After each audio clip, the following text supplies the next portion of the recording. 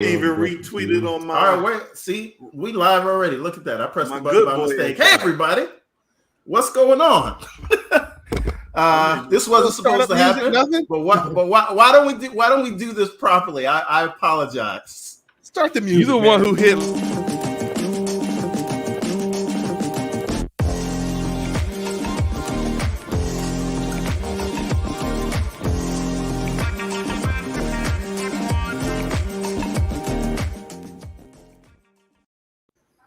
Well, we're back. We all do it. All right. Let's start with the professionalism over here. Ladies and gentlemen, boys and girls, enemies and friends, welcome to the show that never ends. You are tuned in to On the Reel on a very special Friday edition where we are only talking about Dune and how terrible it was. I got the show started off properly, but we have two very, very special guests who I like to call Dune apologists. Mr. Slow-Mo Backslap, how are you doing this evening, sir? I'm doing great, man. I'm here to actually speak the truth from someone who actually knows what they're talking about in regards to Doom, and that's somebody who have read a book and half saw a movie. So, you know, let's go. Let's get into it. You can only watch half a movie because that's all they put out, but we will keep going. Now, on to the next Dune damage controller, Mr. OG. TK Cole, my friend, my brother. How are you doing, sir? I'm doing away. How you doing, man? Listen, I came here ready to fight. That's all I'm saying. Hey, man, let's get it on. If we can't get along, let's get it on. All right. I'm over here like the Harkonnens. Okay, Mr. TKO Asante. How are you doing, sir, with the fresh haircut? Man. Oh, thank you. I am doing great. I've been looking forward to this all week, bro. This is going to be interesting. All we're missing is LeVar. Oh, I miss LeVar. Where you at, bro? You got to get in here. Hopefully he will join us.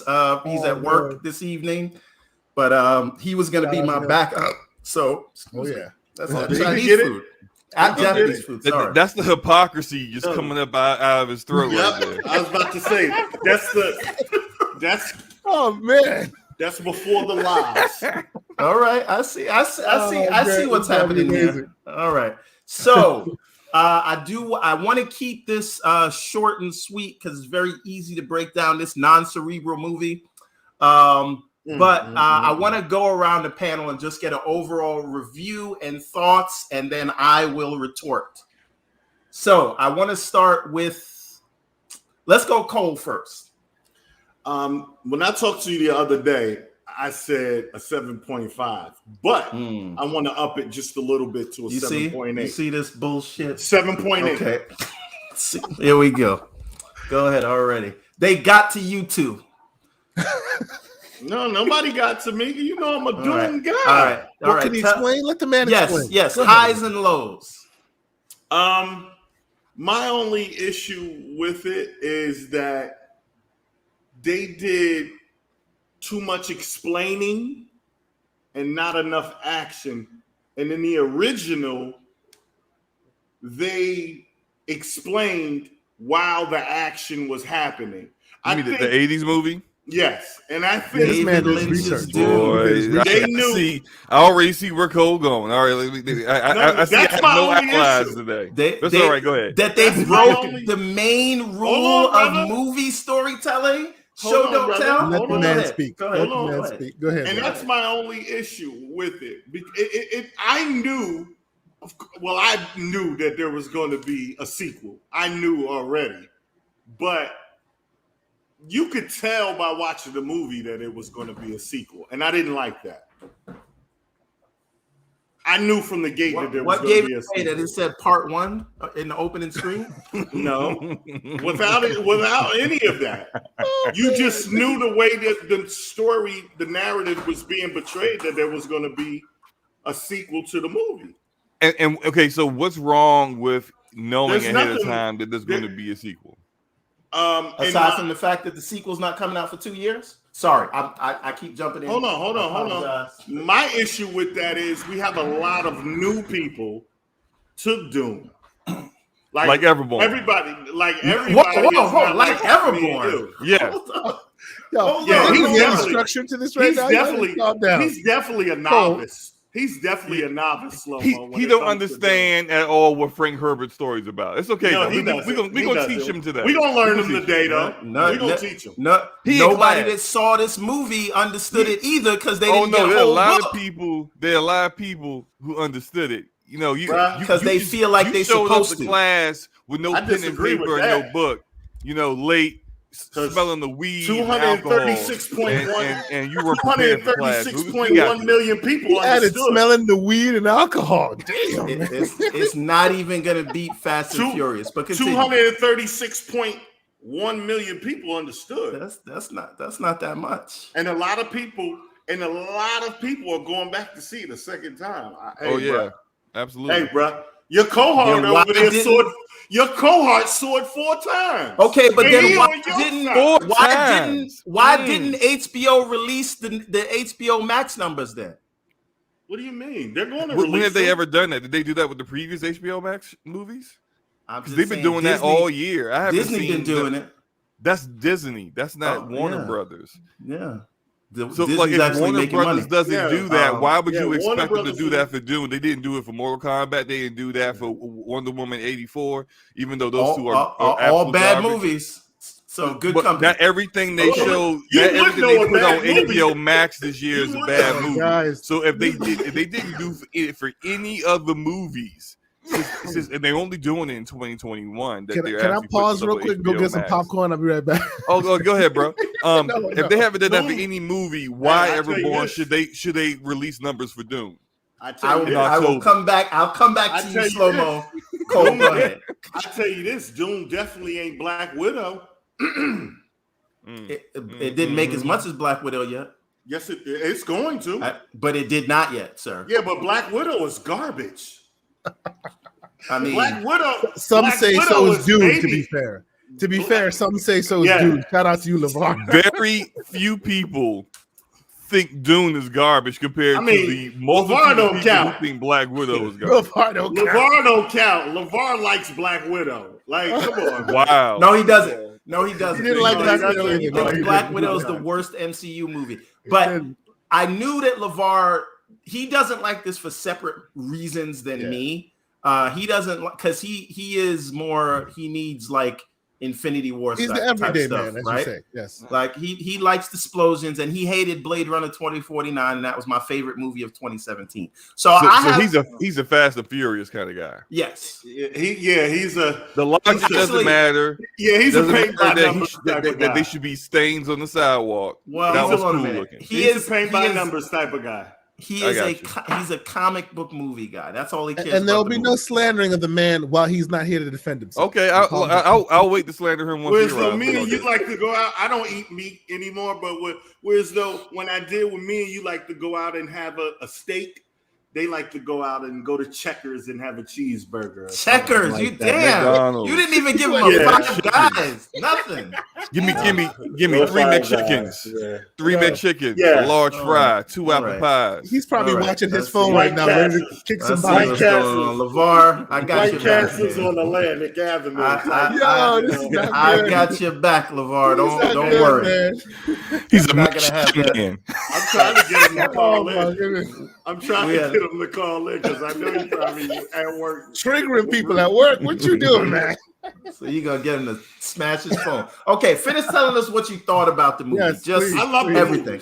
Listen, why did you love it? The cinematography is amazing. You can't disagree. Was it Roger Deakins that did the cinematography? Yes. Okay. It was great. And Hans Zimmer did the score? Yes. Not his best work, but it was good. Not his best work. Definitely not his best work. There was no lie in what I said. Okay. Why does his work need to be compared to other work if it was still good? I just said it wasn't his best work. That's just a fact. It just seems like unnecessary shade. Okay, see, like you grasping for straws over here. Seems like you don't want to hear the amazing Joe Walker of the movie. Oh no, I have negative criticisms that you already know. Editing too. Was the editing amazing? The editing was amazing. It was cool. It was all right. Okay. It was all right. Can't give it to him. Like, damn. Barely passable. The editing was barely passable. You know what? I want to see if we can get another special guest in here. I see Courtney is in the chat. He's trying to get some backup. He's trying to get some backup. Why you need backup? You was talking about I didn't say Gentlemen, he might agree with you guys. Cole, have you given your broad stroke so far? Or are you still going, Cole? No, I'm good. I give the movie a 7.8. I give the movie a 7.8. I could give it an 8, but I'm gonna stay with a 7.8. See, you know what? That's a logical score. It's higher than I would give it, but it's logical. Slow-mo on the other hand. There you go. Oh yeah. Give us your overall. Overall. Yeah. Go ahead. All right. So look. All right. Overall, I gave it a 9. I'm gonna tell you why. It's a 9 because it introduced an entire audience into a whole new universe, a whole very diverse story in a way that people were able to consume it. There was an intentional goal that Denis had with how he did this part 1. And overall, it looks as if he succeeded with that. Mm-hmm. There are a lot of people who didn't read the book. I'm seeing people who never read the books, didn't know anything about it, saw the movie and was like, yo, I'm on Amazon buying all of Frank Herbert's books. Agreed. Do all these things like that. That's a success right there when you're able to not only have people say, well, I really enjoyed this movie, and then they go off about their day in life and say, yeah, I'll check out a part 2 when it comes out. But instead of that, they go a step further. Like, no, I need to know more about this universe. What is it about the sisterhood that's so mysterious? How were they able to do what they're doing? How did they be able to create the eugenics to actually succeed in making Paul become who he is? What is this long storied rivalry between the Harkonnens and the Atreides? Like, all of these things are touched on, but it's like you're getting the surface of it, and that's how you have to do it. You can't bombard people with all the info. Yeah, I apologize, Slow-mo. We got LeVar. He's here from work, so I want to let him talk real quick. I told you to drop some bars. All right, let's go, Mexican. Let's go, man. Yo, let's go, White Castles. Tell these dudes what it is, man. We can't hear you, bro. Let's go, White Castles. You got to turn your mic on, sir. You going White Castle? Hello, everybody. There you go. Hey, what's up, man? What's going on? Talk to us. Don't rush the man. He at work. All right. He can jump in when he's ready. Slow-mo, right. please. I'll finish up real quick. Mm-hmm. I agree with Cole about how the score is great. Amazing. It's okay. The cinematography is awesome. It was well done all across the board. Facts. The themes were very good. My only issue is, as a Dune fan, some of the big parts of the story, like Duncan Idaho and on his last stand, I don't understand why they did it differently than the way the book depicted it, because the book depicted it in a certain way that actually made it necessary for Duncan to make that sacrifice. Agreed. Whereas by the way it was depicted in the movie, Duncan could have just went with him. He could just went with him and closed the door. He didn't have to go hold the line. Hold the door. The way he's ahead of them in a different room versus in the book, he's in the room with them. The Sardaukar are breaking the doors down, and then he tell Kynes, open the door, get Paul out of here, close it right after me. That is actually okay. I see why you had to do that, because they're literally right there about to get Paul. And that's his entire job was to keep Paul alive. That made sense versus Duncan's in the hallway, looks up, oh, they're coming. Paul and them are all the way back here. There's like another door. No reason to commit suicide. There was no reason, and plus the fight wasn't even all that cool. And I don't know if that was because the fight coordinator has actually done some really good stuff in the past. So I have no idea what the disconnect was. Maybe the director just wasn't Maybe he just wasn't engaged in that to make sure that was on like a top level, like top tier. Isn't it worth dissecting that a little bit? Because in certain other aspects of the movie, they are so faithful, like to a fault. Like, wow, how faithful you are. And then in this pivotal moment when you should be faithful, they're like, we'll go a different route. Like Duncan's maybe he's trying to super important to the entire story, like the entire Dune story, and it's just like very important. And you do it differently for what? Like that makes no sense. Like his death, that actual fight is talked about in multiple books. I don't mind people who were there. It was like, he was like a demon. I don't mind him sacrificing himself. But the fight was lackluster. Like, exactly. Yeah. For the fight, the way that fight is looked at as legend within the story, for it to be depicted that way was a good folklore. So it went on to be folklore. But you know what? To be fair to those who don't necessarily like this movie as much as y'all two do you realize? You haven't even heard my I know, but we're gonna let you speak. Do you know that you Slow-Mo and Cole are bringing a lot of meta information that you have from the books, but the book, the movie, no way depicts that at all. So they have a point when they say it was garbage because you know better because you have the details from that. That doesn't mean it's garbage. It just means that you don't. You see it a little differently than which is fine. I expect people to see it differently. I don't expect people to have the same feeling I have about that. Let LeVar go real quick because he's at work. Let him go. Go ahead, man. Go ahead. I just want to say that Dune was one of the most insanely idiotic films I have ever seen. Everyone in this stream is now dumber for having watched it. I award no points, and may God have mercy on their soul. Bars. So we quoting that Adam Sandler movie now. Okay, all right, go ahead. Bars. Hey, I just want to say this: the movie is pretentious. They show you thrift store items that they got from the 99-cent store, and then they give you all this exposition, and then try to make you think that this is important while they play ominous music. Like, the fight choreography was trash. Like, what's the purpose of the force fields if people can stab you even if you have the force fields? Like, it only works during practice. It was like horrible fight choreography. The color palette was like brown and gray. It was like drab. It's like I struggled to stay awake watching it. They were under the presumption that people are going to want to see a sequel, but if you don't show me nothing in this first one, why would I even want to see a sequel? What do you show me? Them riding sandworms at the end? Other than that, nothing happened. It was a big circle jerk. Like, It was terrible. But so in the desert, you want colorful clothing. So I'm in the desert, not necessarily. I just want to be more so that my enemies can see me better instead of blending in with the dunes. Okay, Star Wars, they be in the desert. Star Wars is still. Don't bring up Star Wars, which copied from this. Okay. Well, Star Wars did it better.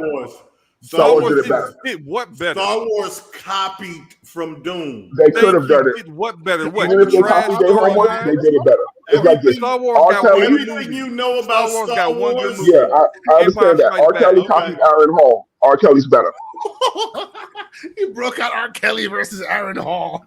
Both of them are trash on that hill. Both of them are trash women beaters. I'm just saying.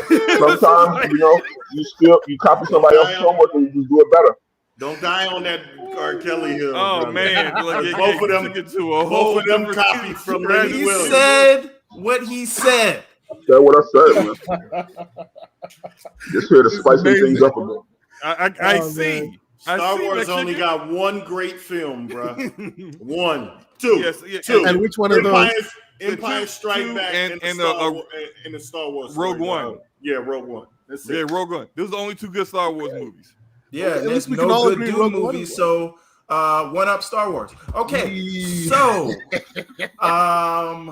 Mr. K and Sante, LeVar, are you done? I want to. Yeah, please, LeVar. Yeah, I'm done. I got to get back to work. I'm out of here. You finished or is you done? Brother. I'm done. Yo, all four of y'all. I'll see you Thursday. No hard feelings, man. I'm gonna buy you a McChicken. We done downgrade. You done downgraded that to a Y'all have a good one, gentlemen. Oh, Peace out, man. Yes, sir. Good night, Yes, sir. Yes, sir. All right. This is crazy. All right. Now, Mr. K. Asante, who has seen the film 68 times. No. I've watched it a total of 4 times now. And the reason why I watched it about 4 times is I just because rounded up. It's the same thing.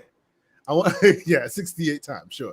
I want to fully understand it. Now, let's be clear. I've read most of the books. But when I read them, I was too young and I didn't really understand it. And so, when you're not ready to bring yourself to that material, it kind of it was all right. I think I had to read it for school or something like that. So yeah, it's always been in the head, but it's never been something I purposely like. That makes sense because it's very highbrow. It's a bit unlike Star Wars, which would never ever be literature. That's why the brothers don't get it. That's why the brothers both of y'all need to shut your mouths. But anyway, of course, that's why a lot of brothers don't get it, man. No, I said that's why the brothers, meaning he means me and LeVar. I thought you meant that's why black people don't get it. No, come on now. No, I'm talking about the brothers. Come on, man. I get you. As militant as I am, I would never say nothing like that. Needless to say, I went into it. I wanted to give it the chance it deserved, right? So I watched it a couple of times, and I sit in between, and I think that's probably why he insisted I come on this episode. I sit in between both of y'all pretty securely. I see both aspects of it. For me, it's about a 8 for me, 8 out of 10, which is good. Okay, that's good. But I have problems. Great score. I have serious problems. Okay, I do too. Like, if you are just a moviegoer, and there's nothing wrong with just being a moviegoer, they did not give you any reason to want to watch this, like the next iteration. It's a whole setup for wait. And it's not even a setup for, hey, by the way, go watch this movie. There's a second one coming guaranteed. Yeah, there are those who knew for sure. And as soon as this one came out, it was starting to come out in dribs and drabs. Yes, they're definitely greenlighting the second one. But I have thoughts about that. But to me, I say, if that's where you were going, why not forecast that to give people a willingness to invest because they know it will come to fruition. They did not let people invest because it wasn't like solid until it was, right? Secondly, because of that, now we're gonna have to wait 3 years or 4 years for the second part of the cliffhanger story, which is ridiculous, right? I have a problem with that, right? There's a lot of weird, questionable decisions that were made in this film. WB didn't have faith in the movie. Hold on, pause. Is it a cliffhanger? Can I speak to that? Well, okay. Before I'll let y'all rebut all you want. I just want to make one point. Okay, this fell into that WB trap that all WB movies fall into. Yeah, let's give you the Avengers film before we set them up. Like the Bene Gesserit, all of that really interesting stuff. No one who spent no time on the books knows anything about it. And when you show them that stuff in the movies, you're just speaking gibberish at them. I hear there's an HBO Max potential show coming. That should have been here like 3 years ago, setting this up, priming the pump, getting folks excited for, we've seen what these people are about. We're interested in their world. Now we'll see it on the big screen. Every time WB likes to put the cart before the horse and then hope you forget about it. I usually don't like to do this because because only you two know. But from somebody that works for Warner Media, I just want to say I gotta keep it honest. I'm always keep it honest. Warner didn't necessarily believe in the project. Can I finish? Yeah. Can I finish? Because come on, you don't always believe in everything you start out to do. The reason they didn't believe in the project because everybody that tried to, we all read Dune books, so we know what it is. Everybody that tried to make a Dune movie has failed. Everybody, miserably. You know how. And if the moviegoers that would have actually read the book, they would see how hard it is to turn Dune into a movie. So although Warner, they believed in the director. Mute a little. They believe in my kids. A little bit. Yeah, they believe in the director. They didn't necessarily believe in, the project, because Dune is hard. It's hard. Mm-hmm. Like I'm shocked, and I don't mean to throw this on in Apple's lap, but I was shocked when Apple made Foundation, because that's by and another large, they project, pulled it off. And they pulled it off. So when doing Dune, I can tell you we had posters already made up for the second Dune. That orange poster that you saw passed around Dune 2, that was already made up in the office like 3 months ago. That's a fact. That's why I said what I said in Slow-Mo's tweet the other day. I was like, that's for a fact. That I hear you on that, and I can see that may be the case. But to the end user, to the consumer, to the person who you're hoping will go see it and be excited for it, when that fact that you're stating, which indeed it is visible within the material, it stops people from wanting to jump in. I agree. Right? If you're going to start it, if you're going to greenlight it, whether you believe in it or not, you go all in or you don't go. And it seems like they went half in and went, well, we'll wait and see. I'm gonna push back on that for a moment, because what determines whether people want to jump in or not is how the material actually resonates with the user. Of course. So there will be some people who are like, this is a lot of exposition, it's a lot of setup. There is a lot of kind of lightly touching on certain topics, but not really going deep into it and not showing it. But I'm interested, and then that's where you get the people who want to go further, and then you'll get some who don't care for it. Specifically with this story, to be fair though, they only showed you half of it. If you showed me a complete picture, then you can go, well, we'll see how they take it. But then that's like a 5 hour. No way you can tell. I know you can tell Dune's story in one TV show. Yeah, but the TV show. They showed me half a picture and told me to take it on faith that the next one will complete the picture. So that's you're telling really me hard sell. So you're telling me WB should have did a TV show? They should have went all in on a TV show first. A TV show is always limited. Hold on a minute. I don't know what Kay Asante is saying. Sure, go ahead. But what I am saying is that they never should have made this movie, and it should have just been a high budget TV show. But please continue. Okay, because you're making a lot of my points for me. And I appreciate I'm saying, even if you want to do this movie, right? Because by and large, what I gave it an 8. I really enjoyed it. In a vacuum, it's great. It's got a lot of interesting things, including some of the ridiculousness that has been pointed out. Fine, but in order to get a person who's not a Dune follower, a reader of the books, a person who knows that how difficult this material is, in order to get the common man involved, you got to prime the pump a little bit. And I'm not saying give it the highbrow budget. I'm saying you're thinking about doing the Bene Gesserit TV show. How about you start from there? And when you start there, you start showing dribs and drabs of the different houses. You start, you know what I'm saying? You get people involved so that when you do that big old thing, you'll have more confidence that the people who are watching it will be there for it day one. And then you don't have to make 1 of 2 and then hope later. You can say we're doing 1 of 2 and 2 of 2. So go ahead and watch it. And you already know there's a built-in audience because they're the ones watching your show. And of course, if it's good, you have, more attention to it. As usual, I like WB properties, but as usual, they put the cart before the horse and then hope that you guys won't forget. Like, come on. That is my biggest concern. I wonder, okay, so like we've seen with Marvel Studios how they kind of created like individual stories for each of the individual Avengers before doing the Avengers, right? Yep. But that's Marvel Studios knowing that they had the confidence with Disney to do something like that, build that up to culminate it into the Avengers that really sold it for that first phase. We already know with Warner Brothers, they don't have the forethought like that. And as Cole already said, they didn't have the confidence. Marvel had the confidence. Disney had the confidence in those properties. They didn't have the confidence in Dune because Dune has failed before already on the motion picture. So not just bunch of Marvel movies, man. Hold on. What's the name? I'm sorry. I'll let you speak. I'm just real quick to rebut what Slow-Mo is saying.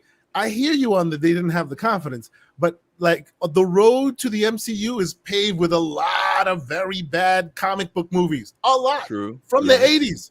Yes. So you gotta get on the But they limb. didn't do that. But see, that wasn't their stuff. Which is like, I think Is that the they had original a Dune also confidence. a WB? It is, isn't it? Right? The OG Dune, the '80s movie is also a WB joint, right? I don't know. I'll have to go and It is jump on now. IMDb It and is check. now. It is after now, they but it bought wasn't the- when it was yeah. created. Nah, Yeah, Okay. probably not. Yeah. 3 I'm sorry. Also, 50 just years ago. point out, Denis Villeneuve never made a successful movie. Maybe Arrival, but that's Successful in debatable. terms of what, financial success? ROI. Or a good movie. Financial ROI. He Yes. makes great which movies. is what people only consider good movies, but ROI is that. I find that interesting whenever someone has a point, whether they choose to go by financial success. Well, this or is critical different though. success. This is different though, right? I keep saying Denis Villeneuve makes amazing movies. He's like a budget Christopher Nolan. But what I'm saying is, love the slander. Man. He's better than Christopher Nolan. But go ahead. He's definitely not.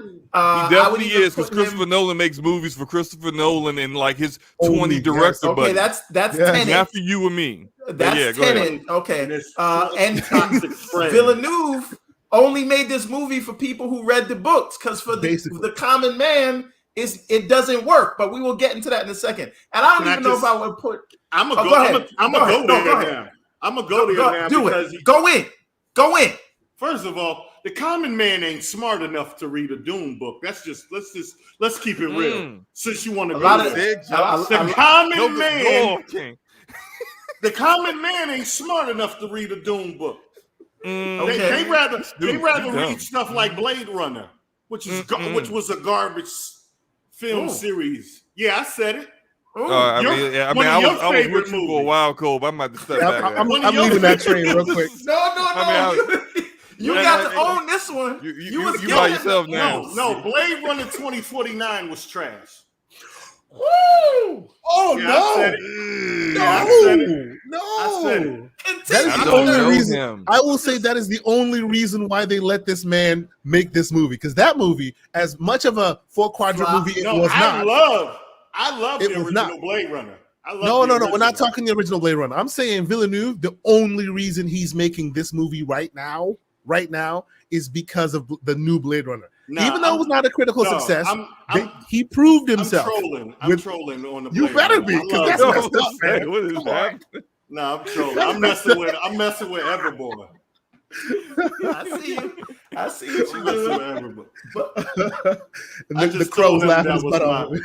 I just told him the other day that's one of my favorite movies of the last 10 years. I would love more stories told in that world. It's exactly because of the Blade Runner, the new Blade Runner, that I kind of separate the ROI from the success of a film. Because that film is criminally underrated. Every scene, every shot is a painting on a wall. It's perfection visually. It speaks to his talent as a director, because he takes on projects that other people don't want to touch, because nobody wanted to follow up Blade Runner. Yep. Nobody wanted to try to do a great Dune movie because it's so much backstory and lore that it's hard to get started with it and actually make it a compelling movie where people understand what the heck is going on. And I think he succeeded in that the way he succeeded in Blade Runner as well. Let me tell you how I know people don't understand how great Blade Runner is and why I say the common man don't deserve Dune. They don't deserve Blade Runner. They deserve Star Wars, and they deserve all these other rinky-dink sci-fi. You can find Blade Runner 2049 on every streaming service. Yep. And when the company just give it away, and I'm like, yo, this is a magnum opus right here. It's a great movie, but the common man ain't smart. Well, the common man like Game of Thrones. The common man like Game of Thrones. They understand that. Hold on a minute. Star Wars is not sci-fi. That's the first thing. Star Wars is fantasy, right? That happens to take place in space. It's both. It is. Hold on a minute. When we talk about science fiction, we talk about things like Dune. We talk about things like the cold equations. Foundation. We talk about things like foundation, right? All the Isaac Asimov stuff, not just the foundation. Those things that have real systems and real peeks into the future of what it could be like. I mean, Dune is science fiction, but it is fantasy science fiction. I think Dune is more both than Star Wars. Yeah. Right. And there's a difference between. Here's the thing: science fiction has to explain the elements of the world, and you need a sense of, as I like to say, verisimilitude. So, what do you consider Star Trek? Get that last comment, the latest comment. I think that really solidifies. Get that latest comment. I'm sorry. Dune was the longest movie trailer for a movie sequel I ever seen. Talk that talk. Talk that talk. This is exactly what I'm talking about, man. King of games. Poles was watching Dune, was like, man, when somebody gonna get stabbed in the neck? Come on, exactly. Man. That's why I said. And then when Idaho got stabbed in the neck, it wasn't satisfying. He's a thug. Look at him. But you know what? There's one piece of this puzzle though. As much as we want to separate ROI from the success of a film or how good the film was, this specific film put ROI squarely in the center, because without ROI, we wouldn't have a second one. So, if you're going to put it squarely in the center like that, then you have to be full quadrant, and you have to make sure that the normals come to play. Because if they don't come to play, you're basically asking for half the story, and that's obviously, they approved the part 2, so obviously it didn't. But y'all stayed awake for that 4 hours of Super Friends, aka Justice League, though, huh? Bro, I've seen that movie twice. I really I'm like. Not talking about you. I'm talking about Poles King. But now here's Justice the thing. League was Pause. His name just requires pause. I'm sorry. Go ahead. Here's the thing. If you guys are ready for me to go for it, bro. I'm here for it. Let's do all this. right. I so I think there are 4 major flaws with this thing. But just before I get started, to address the whole announcing of the second one,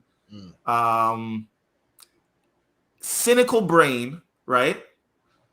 Is there a world where they announce Dune 2 just to not kill sales of the first Dune, but later on they know they're gonna mistake. They know they're gonna axe it. They know they're gonna axe it, and it actually doesn't get to filming. This is conspiracy theory talk, man. Hey, just he saying. does sell Everborn facts. Facts on the facts. You know what we say? Facts. Okay. Wait, facts to who? Is that facts to me? No, or is that I'm telling you, you got to put facts on the table. Okay. Being cynical. Okay. All right. I was just asking a question, sir. That's all I was doing. And I ain't even putting a C and a T at the end of that. Put an X at the end of that. Facts. Okay. All right. All I'm saying. Facts on the table. I think there's still a world where we don't get a Dune 2. But now, stop. Now, here are my issues with the film, right? And we're gonna throw aside the white savior. Oh, don't get me started. That I have a problem with. Yeah, but that's in the text. Not that's in really, the source material. Not literally. No. Yes, really. It's there. That's what it's all about. How you agreeing with him and you can't even hear him? Get out of here. Go ahead, man. All right. So that is in the book, and they just said F it, right? We're going to run with that, even though they didn't really have to run with that, right? Because they gender swapped Liat Kynes, I think, right? You didn't have to have a bunch of these black people and other people of color bowing down to this guy and thinking he's the one, right? But that's neither here nor there. We're gonna throw that out because that's low-hanging fruit. And if you guys are cool with that, you know damn well I'm not cool with that. You see what you're doing right now? I'm throwing that out. He's setting you up. He's setting you up, bro. He's setting you up. I'm throwing that out, man. He's setting you up, man. That's we have some brothers and sisters that got jobs, bro. Come on, man. Don't. I can push back against that, but I won't. But Cole. But honestly, you don't see an issue there at all. He does see an issue. Of course he sees an Newton. issue. I'm Huey Newton the third. What do you mean? Do I see an issue with that? But that's I just wanted to come out. You saw an issue. Like, we shall move on. Okay, Continue. but that is not why. Go ahead, Go ahead. No, I was just saying that is not why. That's not why it fails as a movie. I was just throwing some red meat to the base with that. Now, but the audience ain't smart enough. But go ahead. Oh, stop it! Stop insulting the audience. That's why the red meat will work. But anyway, man. Now, I think it broke like I said earlier, the cardinal sin of filmmaking. Right? Show, don't tell. Right? They told us many things instead of showing. Right? So you give us all this setup, and I know Star Wars has the rolling credits in the beginning that says this is the state of things, right? And they give you some exposition in the beginning, and then they drop you in the middle of it. But what they did here is they told us that the Harkonnens and the Atreides have been beefing for generations. They told us about the Emperor, but the Emperor never felt like a looming threat. Right? I didn't feel the Emperor's presence. And there's ways to feel someone's presence who doesn't show up on screen. Many a director have done that before. That wasn't done here. Agreed. Right? Now, when they tell me about things like the still suit and why you need it because you'll be dead in a half hour, but there's never any rules to when they put the still suits on and when they don't. We've never seen the effects of being out in the Dune desert without the still suit, and they should have showed that, whether it was a red shirt character or whatever. It's just so you're saying write in things that weren't in the book just to show you things that you're being told anyway. This is, again, it's a movie. We're not talking about the book, right? I'm just saying, we're talking about the movie. But see, here's the balancing act that Denis they didn't write Idaho's death scene properly. That's not how it went in the book. So they can change things. They have license to do that. Right? Right or wrong? Right. But that's still a death scene that occurred. It just he directed it differently than the way it was depicted in the book. But what you're talking about is actually having like a scene where some dummy who has already been on this planet walks out in the middle of the day without a still suit and dehydrates in 5 seconds. Like you could have had that done. To know that maybe it's bad to be out in the sun in the middle of the day on Arakis.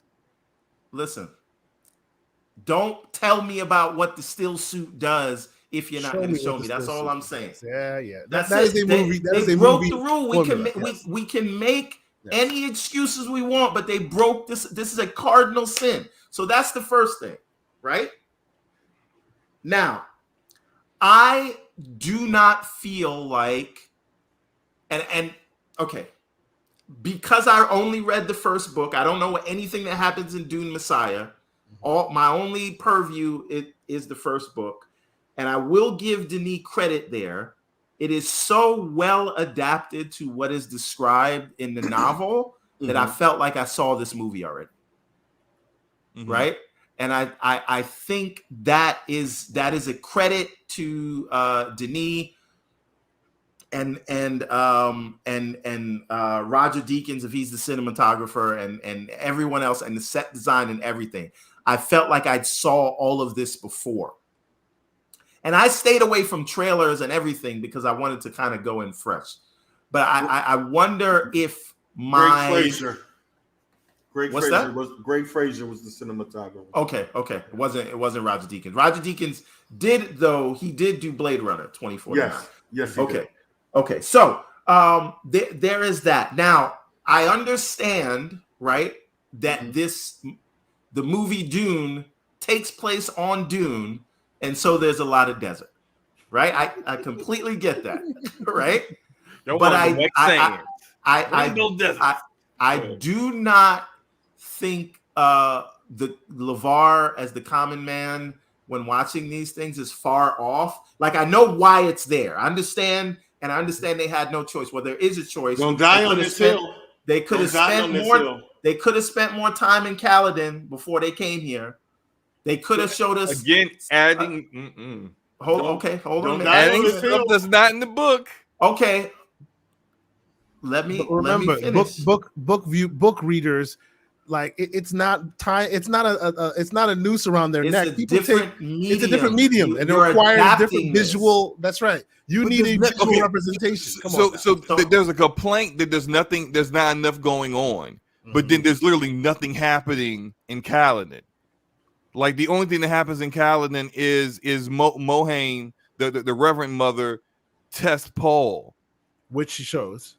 Yeah, which they show, but other than introducing you to the cast, him being tested, they take that behind the dome. Where does the actual movie, the actual story starts? It's about so it's like you would rather because of it looks nicer, rather stay in a place where there's nothing happening. I'm confused with that. Man. Some people argue that nothing happened in the first half of the story, but anyway, but what I'm saying is I think there is an issue with the color palette, right? And I understand it. I'm not saying like, oh, it was a stupid decision. They had to do it. But I think part of that is the reason why this is such a hard thing to adapt and to make come through, because there are basically 3 colors in this whole movie. And it is very drab. And I know that's the point of being on Dune. It's not a luxurious place, but I am watching a 2.5-hour movie of brown, black, and gray. It's like the color of doo-doo. Right, for y'all gamers out there, it's very Fallout 4. Very Fallout 4. Right, and it is not appealing as much as they did with the cinematography and tried to make the sands feel like oceans, because they were like oceans of sand and things like that. It just felt too dour. It felt too Go ahead. I think to push back just a little bit, I think you feel that way because you watched it on HBO Max and you didn't watch it in the IMAX. See what you doing there? Okay. I think that's why you feel that way. All right. Now I would have felt if I would have seen the movie first. He just called you a cheap bastard. Right? HBO Max. He was like, if I would have watched it on my phone like you, I would have felt that way too. Cheap bastard. How do you retort, sir? Hey, I will to defend Mr. Everborn a little bit here. It's Atmos. It's OLED. I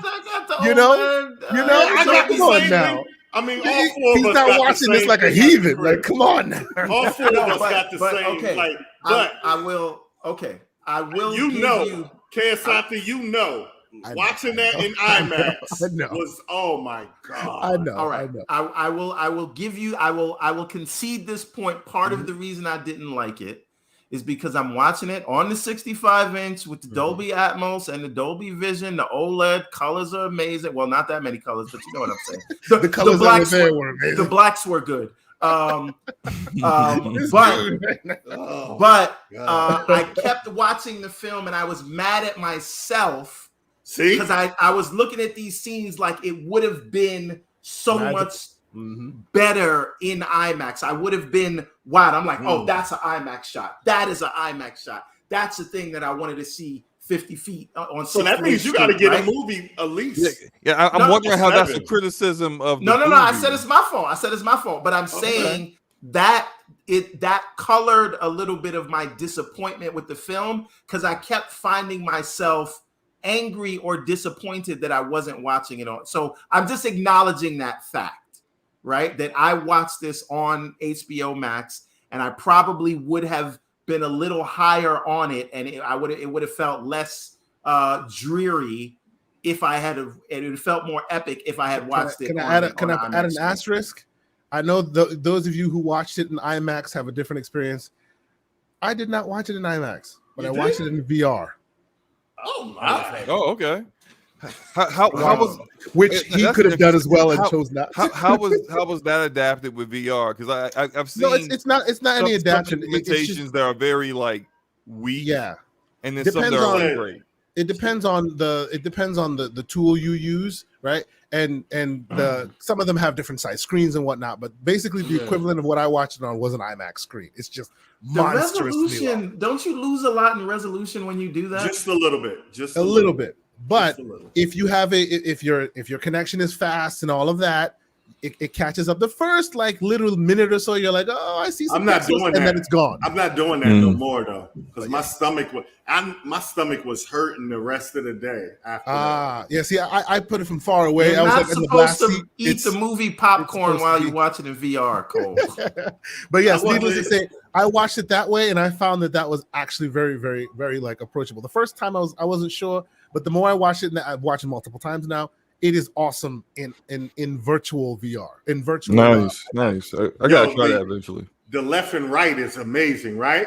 The left and right is amazing. And you're the only one in the theater. You look around, and every seat is empty, and it's just you and a big ass. Like, yes, it was good. I may try this. Isn't that Quest right next to you, bro? You should have done that. There you go. Now you feel a little bit messed up. Let's see it. So okay, now another issue is while the cast was stellar, right? Mm-hmm. I feel like they were. I don't know if emotionless is the right word, but I did not connect with them as people, right? I didn't care what happened to them. Maybe because I knew what was going to happen, but I didn't feel anything when Leto died. Nothing. I'm like, okay, that now he's, he just died. So what? Like, I didn't feel the chemistry between the characters, right? Maybe there was something with Jason Momoa, but that was just him being his gregarious self. Jason Momoa. Yeah, he always gets the perfect character in every movie where he plays exactly who he is. But that's not Duncan Idaho. But he didn't play Duncan Idaho. No, he played Aquaman. That's the one casting I did have a problem with. Is him playing? I could have named a number of different people I thought would have been better as I think they could have switched roles. I think they could have switched roles. Him and Batista. Oh, you mean Idaho? Yeah. So make Batista play Duncan Idaho, and I don't know, make him play. Ooh, that would have been interesting casting. I think Batista could have pulled it off. Oh yeah, but you know why? You know why that wouldn't work? Because Momoa wouldn't cut off his hair. True. Right. That was part of it. That should have ended our talks on whether you would play the role or not. Can you actually portray the character? Oh no, I'm not cutting my hair. All right, well, peace out. I'm not acting either. I'm just gonna be myself. Batista's been bald for a long time now, anyway, so he wouldn't have cared. I would have preferred, and I'm probably going to butcher this guy's name, but it's Yahya Abdul-Mateen. I think Yahya Abdul-Mateen III. Yes, you got it right. Yeah. You didn't butcher it. I would have preferred him first for Duncan Idaho. He's playing Morpheus. Yeah, he's playing Morpheus. Yeah. He fits the physical characteristics. He has the look, the athleticism, the skin tone, the hair that is depicted by Frank Herbert as short and curly and kinky. He does. And before. So he has all of that. Plus, he's an excellent actor. I thought he would have been perfect for it, but they went with the high name. If you're black in this movie, you have to bow down to Paul Atreides. That's not. So, don't do that. Can I just say one don't thing? Do that because this is not a white savior story. Can I just say one thing to everybody that's watching right now? It's not. I see a lot of people break it down in the comments saying things like, "Yeah, it reminds me of the Mandalorian," or "It reminds me of this in Star Wars." Guys, this Dune is what Star Wars wants to be. Like everything George Lucas wrote and directed was a copy. Isn't that the curse, of Dune? Isn't that the curse of the source material? That is always the curse of the source material. What's the name of that other movie? The other show, something from Mars. Oh, come on, John Carter of Mars. John Carter of Mars. Isn't that the curse of the first? It always is. It just is, man. And the hero with 1,000 faces. Yes, the difference is George Lucas distilled it down to what would work for the general audience. Yep. Star Wars really isn't about anything. But so you agree with me? The common man is not intelligent. Okay, but hold on a minute.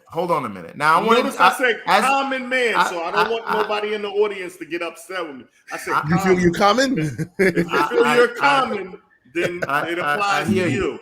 But some of y'all in the audience should look in the mirror and see if the person there will be no slandering back at you. There will be no slandering of our community, good sirs. All right, that's not me slandering y'all. I'm just now as in this film, and I'm just going by this film, right? Did you feel, and be honest, forget about the books, did you feel the chemistry between the characters, and did you care when Leto died, and or the whole betrayal, or did it feel like it just happened because that was the next thing in the plot? I think the characters had I think they had a lot of communion with each other, man. I think they fed off each other very well. I think you're mistaking what you see as how the characters are portrayed, and I'm not even going to bring up the book. I think they portrayed the characters as best as they could, and I think they did a good job. Yeah, I sit between the two of you. I agree with Everborn, but I also agree with you. They did great with the source material of what they were given, but on the flip side, I can see who criticized it and say, I wasn't invested in the story. It's kind of, I watched things happen rather than being in that story. So when his father died, for instance, it was like, yeah, I saw that coming, and then you move on. Rather than, oh man, the gut punch, it should have been. You know what I'm saying? But he was starting to turn. So he didn't show that emotion because he already knew he was going to be what people were already whispering about him. So I think he knew ahead of time, I'm next in line. So if something happened to my dad, I don't have time to, mourn and do this and do that. Well, okay, I gotta stand tall. So plus he's trying to learn that other thing too, the voice and everything. He's trying to get all of this down pat because he knows there's something bigger for him. Well, what I was saying there was not necessarily to his reaction to his father's death. It's more what they had established before his father died. Kind of let it keep rolling. Like you feel a different thing when Obi-Wan dies or when Han Solo dies. Don't keep doing that, man. Don't keep doing that. I'm just saying. I'm saying you feel those things. I laughed when Obi-Wan died. Me too. Because it was a pointless death. Yeah, hold on a minute. Pointless. Like Duncan Idaho. But you feel something when Ned Stark dies, right? Oh yeah, that's different, right? Okay, yeah. So you don't. You should feel that. How about? I'm saying I did not. So you got. Hold on, one second. Everybody with sci-fi now. We had 8 hours. Everybody, 1 second. Everybody, 1 second. What I am saying is, as a film, I should go on an emotional roller coaster, and when people died in this film, it did nothing for me. The action didn't leave me on the edge of my seat. The color palette was bland, and all they did was explain things instead of showing me things. And if you mix all of that together, on top of not feeling a chemistry between these characters, and that's my own personal fault. I didn't feel that. Maybe I'm a sociopath, but as a film, I'm not talking about the story. I'm not talking about the books. I'm not talking about the Dune IP. I'm saying as a standalone film, it does not work. I have a quick question for you. Everborn. Do you remember the character of Jamis?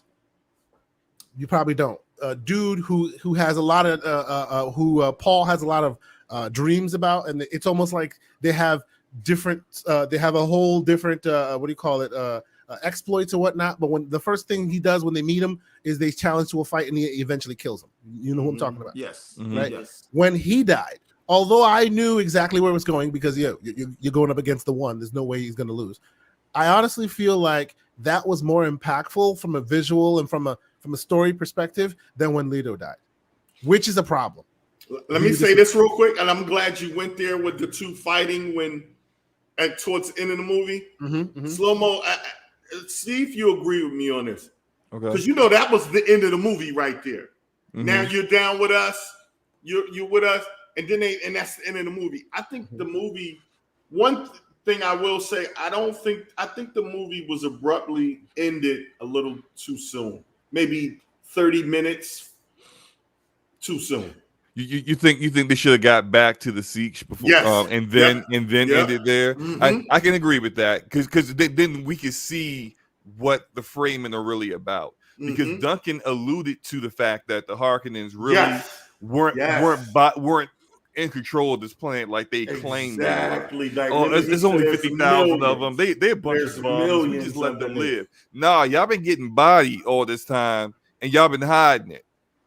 Yep. Because they over 1 million strong, Yep. and they actually the strongest fighters in the entire galaxy. That's where they should have. And so when they showed them riding the worms, the sandworms, that was like, hey, now we're starting to see what's going on. And that is a thing that you want to show Yes. in the movie to have that sense of adventure. Mhm. But we're gonna give you scale. that for 0.2 seconds, and then you'll get it in the next one, right? you get a lot of it in the next one. You're gonna get a lot of it in the next one, but there you go. The Sly Crow says Jason Momoa's fights were dope. I look, I respect Sly Crow's opinion. I disagree, but again, this is coming from my favorite character in this entire saga is Duncan Idaho, and seeing I thought Jason Momoa kind of either they mailed it in, watched him, or the fight coordinator did him a disservice. But something wasn't jiving. Maybe they didn't work well together, or they were the reason I bring this up is because I suspect that is why Momoa got the character he did, because he brings people to watch, whether it's his Momoa-ness brings people to watch. So whether he was miscast by those who know the story well, he at least served the purpose of bringing some people to the film, right? When he I was about to say something. No, say it. No, because it's not a spoiler of this movie. It's a spoiler of next movie. So I'm not going to say anything. How you going to have a spoiler of the next movie and the character died in the first one? Look, I'm not saying I'm not going to answer the question. And I think I know where you're going, but as a moviegoer, I'm like, how you going to do that? Yeah, right. See, I'm not I was about to say something, but what I'm gonna say is that there are other reasons why I thought Momoa is not up to the task for this character, and that the guy I'm about to say Abdul Mateen. I'm calling him Abdul Mateen. Yeah. Well, I felt like he would have been call him the new Morpheus. Yeah. New Morpheus. Why I think New Morpheus would have been a better choice for this because of the actual impact. He's also a more complex actor. Very much by far. He's a man. Look, Watchmen. Oh, he's a complex actor. Now don't get started on that because that'll take us off a whole different Everborn slanderous path. Keep it moving. Keep it moving. Let's just keep it moving. Come on, man. You can give Yahya the respect he deserves. Yeah, even if you didn't like watching. He's very talented. And the new Candyman was something. I didn't see that yet, so I don't know whether he is bad. Right. Now, Everborn, when you and I spoke over the phone, was that earlier this week? I think it was over the weekend. Over the weekend, you had said something that, at the time, it kind of shocked me. Because you had said white savior story talk. Yes. You still feel that way? 1,000%. Okay. Now explain to me why I'm wrong. Because this isn't even okay. Take your book reader out of it. Take your I know the next story out of it. Okay, no. As a person who just walked into the movie theater and saw this. Hold on. All right. No book reader stuff, okay? Who is Paul saving? What do you mean? Who they're calling him their Messiah? they are okay, and they already explained The why black they people think he. are calling But does him he the Messiah. actually say? Look, here's the thing: is that the white savior syndrome thing historically has always come from stuff like Manifest Destiny, the white man's burden, racial material, where white men have said it is our duty, our destiny to save these savages / whatever, these barely human people from themselves, kind of thing. Where is that represented in this material?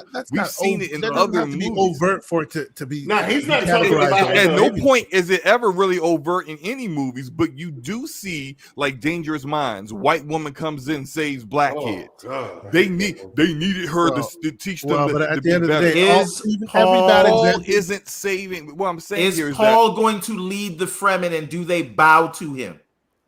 Do all of those black and people of color, that didn't happen do they yet. bow It's going to that happen, white man? but it didn't happen yet. See, and yeah, this you're is the talking point. about This what is you half the see in story. this movie, and you didn't see that in this movie. No, I did the way I was what you talking did about. see, what you He did see will- is them. He will know our preparing ways that. as if they are our own, or his Yeah. own. That's religion. That's religion. Exactly. That's Where their they're religion. worshiping They're him. prepping Jesus. The They're white prepping man- At no Jesus. point, at no point in their religion does it say your Messiah is white or of a certain But the complexion. one they're calling their Messiah happens to be a white man. This is white Jesus in church all over again. That's what it is. Who is he saving? You cannot call it They a are- white savior story when the white savior ain't saving nobody. On this one, I agree with Everborn. I'm sorry. On this point, I agree. How is Because- it a white because- savior? because You're I'll tell you literally, something. you're Slow-mo. literally. Slow-mo, And you I'm not died trying on to be that hill hold by on. yourself I'm on not that trying to be one. disrespectful. No, but I y'all hear are you. literally going with the shallow. He's white and they dark, and that's it. No, You're that's- not looking at that's the not- story. That's not necessarily. Look, You all I are will say when it looking comes to at the go ahead. story Mhm. of the books, right? And Yeah, the you books have the complete picture in your head. a commentary I'm on not it, even and using it the- I'm not breaks even it, using the and books. it breaks it down. The story itself. Now, since you I'll push back on what you said, right? Mhm. And by the way, you don't have to worry about like thinking you're disrespectful. I know you're No. arguing in good faith. You know, Yeah. no need for the disclaimer. And I like the slander, right? But the thing is, in this galaxy, right? In this wide sort of hopping from planet to planet, right? Yeah. We've already talked about this. This is 8,000 years in the future. Actually, Right? 200,000 years in the future. But go It ahead. says Yeah, 10,000 whatever BC, no? No. So No, it's even it's- further than that. in the It's future. way further than that. Yeah. Okay. Get it right. Way further than 8,000. I thought it said year 10,000 something, but maybe I'm wrong. We're saying on this planet, okay, before I even come to that, another thing that made no sense is that the Fremen, who have been there for a long time, are of all these different non-white races, right? Whether they are, some of them are from seemingly Latin America, which obviously doesn't exist anymore. Some of them are from Africa. Some of them are just light-skinned, right? And none of their accents make sense. I right? take offense. I take offense to people being called just light skinned as a just light skinned brother. But continue. Oh, see, as I knew it, you acting real light skin right now. Okay. How dare you? So my point is, none of their accents make sense. That seems like for a movie that paid so much attention to detail. Mm-hmm. The Fremen do not have their own accent. They're just this rainbow coalition of people that some of them sound like they're from Southern California, some of them sound like they're from Brazil, and others have an African accent. Which one is it? Well, is to push back just a little bit. There is like, can I use the word conglomerate of people from different walks of life coming together? So they are going to How have long different. have the Fremen been there? Does anyone know from the books? a really, really extremely long time. Exactly. Their languages would have merged and it would have had their own accent, right? That's not always going to happen, though. But look, but anyway, but that's beside dialects among different because like again, they have different Siches. They already said there's different Siches all over the planet. Yeah, and everybody in Africa, different communities could have different slang, different. Yeah, but you could tell they're from Africa because true.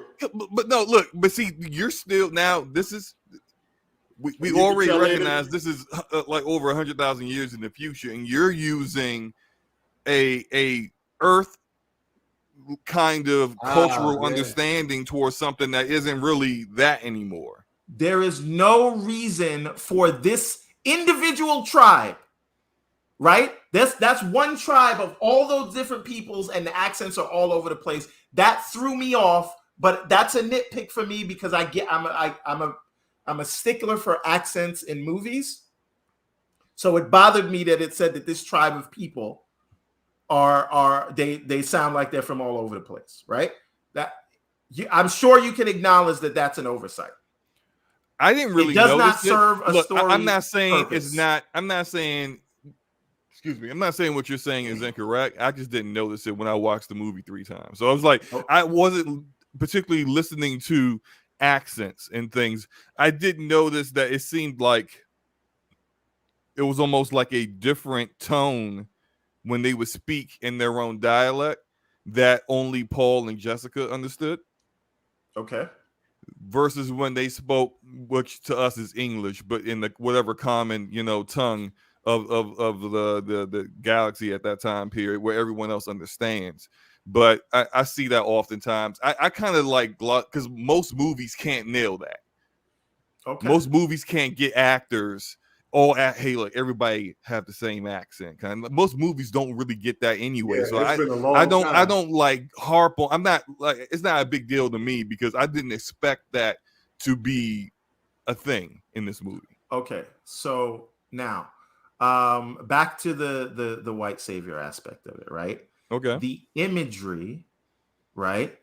And imagery is very important. That is what film is about. Right? It is about iconic imagery. That's why you have those shots. That's why you hire the right cinematographer. And that is what pushes these things for these stories, these moving pictures, right? Mm-hmm. To imbue something onto us that is deeper than whatever words are coming out of their mouth. There is something to iconography. Would you all agree to that? To a degree, yeah. Okay. So when you have this white man, right?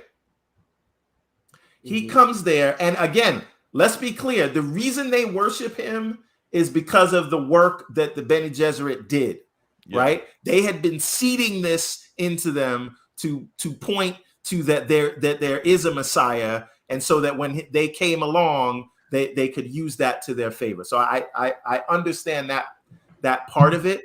But there is something to seeing these black and brown people look at him, and for a film that is all about iconography, look at him and worship him. And these are they are almost, this is the way the people from Caladan and the way that the Harkonnens look at them. They do look at them as savages, right? They do look. They move in a tribe. They do things like spit on the ground. They called them that. Right. They called them that in the film. Right. They solve things by fighting to the death because you are not the strongest. Right. Like, and if we take it to what's going to happen in the next book, we find out that Zendaya belonged to that guy that Paul had to kill, and so now she belongs to Paul. So they are savages in a way. That's how the characters are written.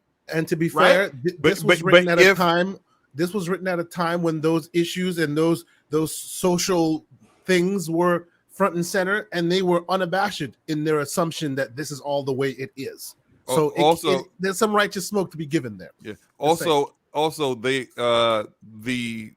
WB as well. I don't know whose decision this was, but they pushed back, and I've seen some people complain about this on some of the language in regards to things like a jihad and stuff like that. So we don't even know if that is even going to be brought up in part 2 about Zendaya's character. They may not even say that you belong to her, like that she belongs to you. That might not even be something that is even a part of the movie because of how it may make some of the moviegoers feel in regards to like. I hate the last 20 years, man. I really do. look. Let me say this real quick about the white savior thing, and the reason why I brought up what I brought up, and also if we're going by because you mentioned things that are, like could happen or are supposed to happen in the book and whatnot. If we use that, like calling them savages and things like that, like in the book, like Frank Herbert, he doesn't describe the Fremen as darker skinned people than the other people that, like, literally everyone is. Whenever he does describe someone's complexion, Duncan is the darkest person described, and he's also the most respected. But everyone else is like olive complected. So it's like there is no like the Fremen aren't known. I never thought of them in the books as black people, right? Yeah, but the movie Denis Villeneuve made a conscious decision to do that. And it didn't have to be that way. They specifically chose to make it that way, and that's problematic. I'm sorry. If they can gender swap characters, with nothing wrong with that. I thought the chick did an admirable role as Liat Kynes, right? You didn't have to make the Fremen all black and brown people that are so what's the word? They are so susceptible to this prophecy or whatever, to believe that we're in the future and they're still religious zealots in this way, that they are gullible enough to think that this kid, that this and they all happen to be black. Okay, right. But now look, what you're saying is also two different things. You're talking about white savior storyline, white savior syndrome, but then you're also admitting that this is a manipulation. White savior stories aren't about manipulating a population to get a meaning. Wait. White savior you're talking about history. That's history. That's true in history. And white savior stories are propaganda for white people. So they never actually acknowledge that they manipulate people and that they do these things to people. Well, you can't do one without that's why they don't put it in the history books. That's why you can't do one without the other, though. But this is what I'm saying. And this is, I'll actually read a quote from Frank Herbert himself in regards to why he wrote the story the way he did. Frank Herbert didn't write a white savior story. He wrote a story that warns against people being susceptible to people who are charismatic, people who sell you on a dream. That is the point of it. White it's America. Not to hear that you're he's here to save us. Well, but Frank Herbert didn't need to be saved. Frank Herbert's material is not what we're talking about here. We're talking about Denis Villeneuve's interpretation, visual interpretation of that material. Visual interpretation of right, because as you pointed out, Paul is not saving them. No, but still, as you pointed out, we can't have it two ways. We can't say we're only talking about the movie, but in the movie he doesn't save anybody. You said in his description that the darkest person was Idaho, and he was considered olive, right? Right. That's Frank Herbert's description in the books, right? Mm-hmm. But in this story, they went away from that and specifically chose gender role, racial roles for their different factions, right? So, like, I can understand the interpretation where Frank Herbert was coming from, and there were many in that time who were using that as allegories to basically tell warning stories, and clearly Frank Herbert was doing that. I'm saying that Denis Villeneuve just kind of tweaked it a little bit too far in the wrong direction, just a little bit, because take the books out of it. A normal person who has heard about this grand story, who comes and watches this, is left feeling a little bit dirty about the situation when it comes to that. I understand there's more to it than that. I understand that and I push back on your idea that they haven't completed the story yet, so you can't call it a white savior story. Yeah, it's the film's fault that they didn't finish it. They gave us half of it. But that doesn't mean you get to choose where the story's going without knowing what it is. Judge it based on what you got. What you see. And what you got was not white saved, because he didn't say once again. It's not about who he's saving, bro. It's not about that. It's about the idea. The very notion of white savior stuff is that the white savior is here to save you. It's the subliminal message that's right there, man. It's right there, man. Every intellectual that I know that has saw this movie is saying the same thing. Every black intellectual that I know that has saw this movie is saying the same thing. And for the record, I like this movie. Everybody, I like this movie. And I love the movie. I think this part of it deserves a bit of righteous criticism. A bit. This is not it's terrible. I think it at the very least it deserves a discussion. Yes.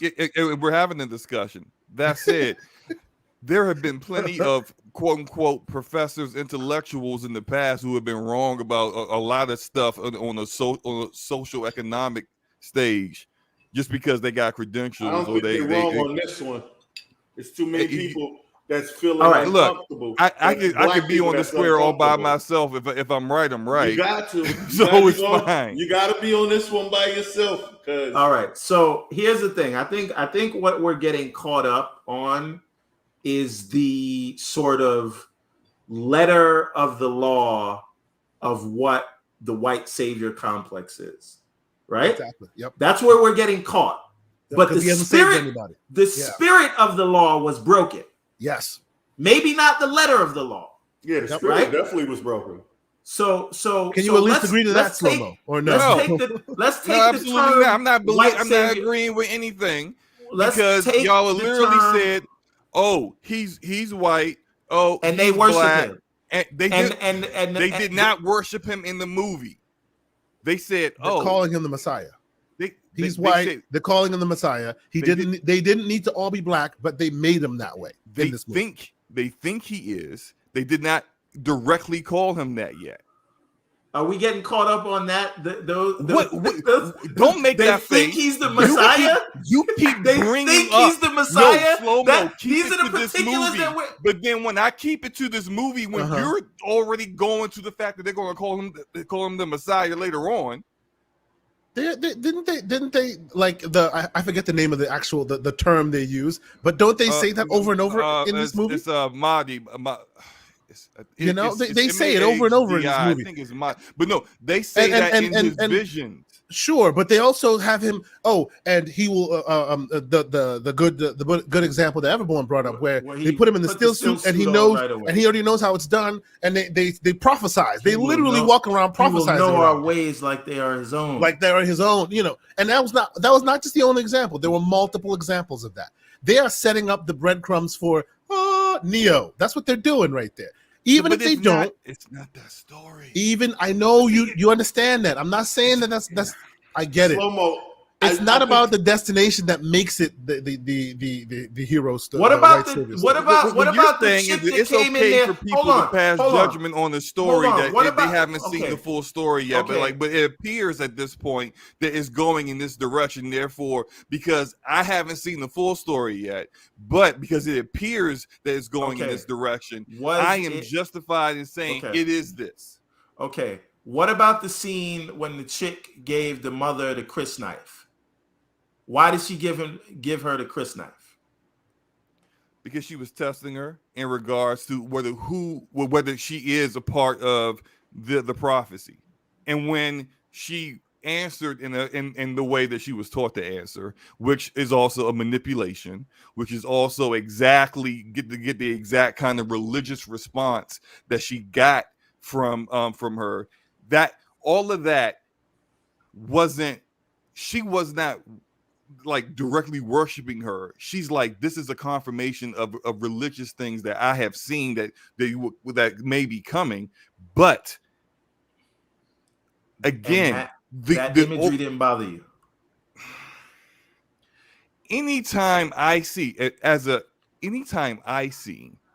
anybody looking as if they may be thinking of someone more than just a person, that bothers me.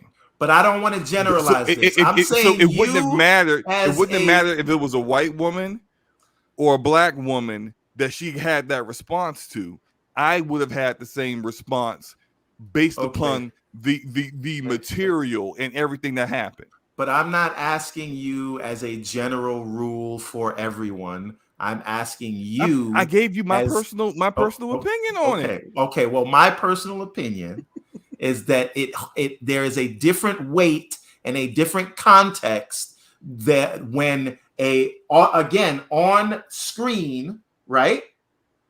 When a black person is bowing down or worshiping a white person on screen, it bothers me to my core. And the reason for this, especially, it did not have to be this way. Can you at least acknowledge that it was a conscious decision to make the black and brown people worship these white people? Especially considering the fact that they removed jihad for obvious reasons.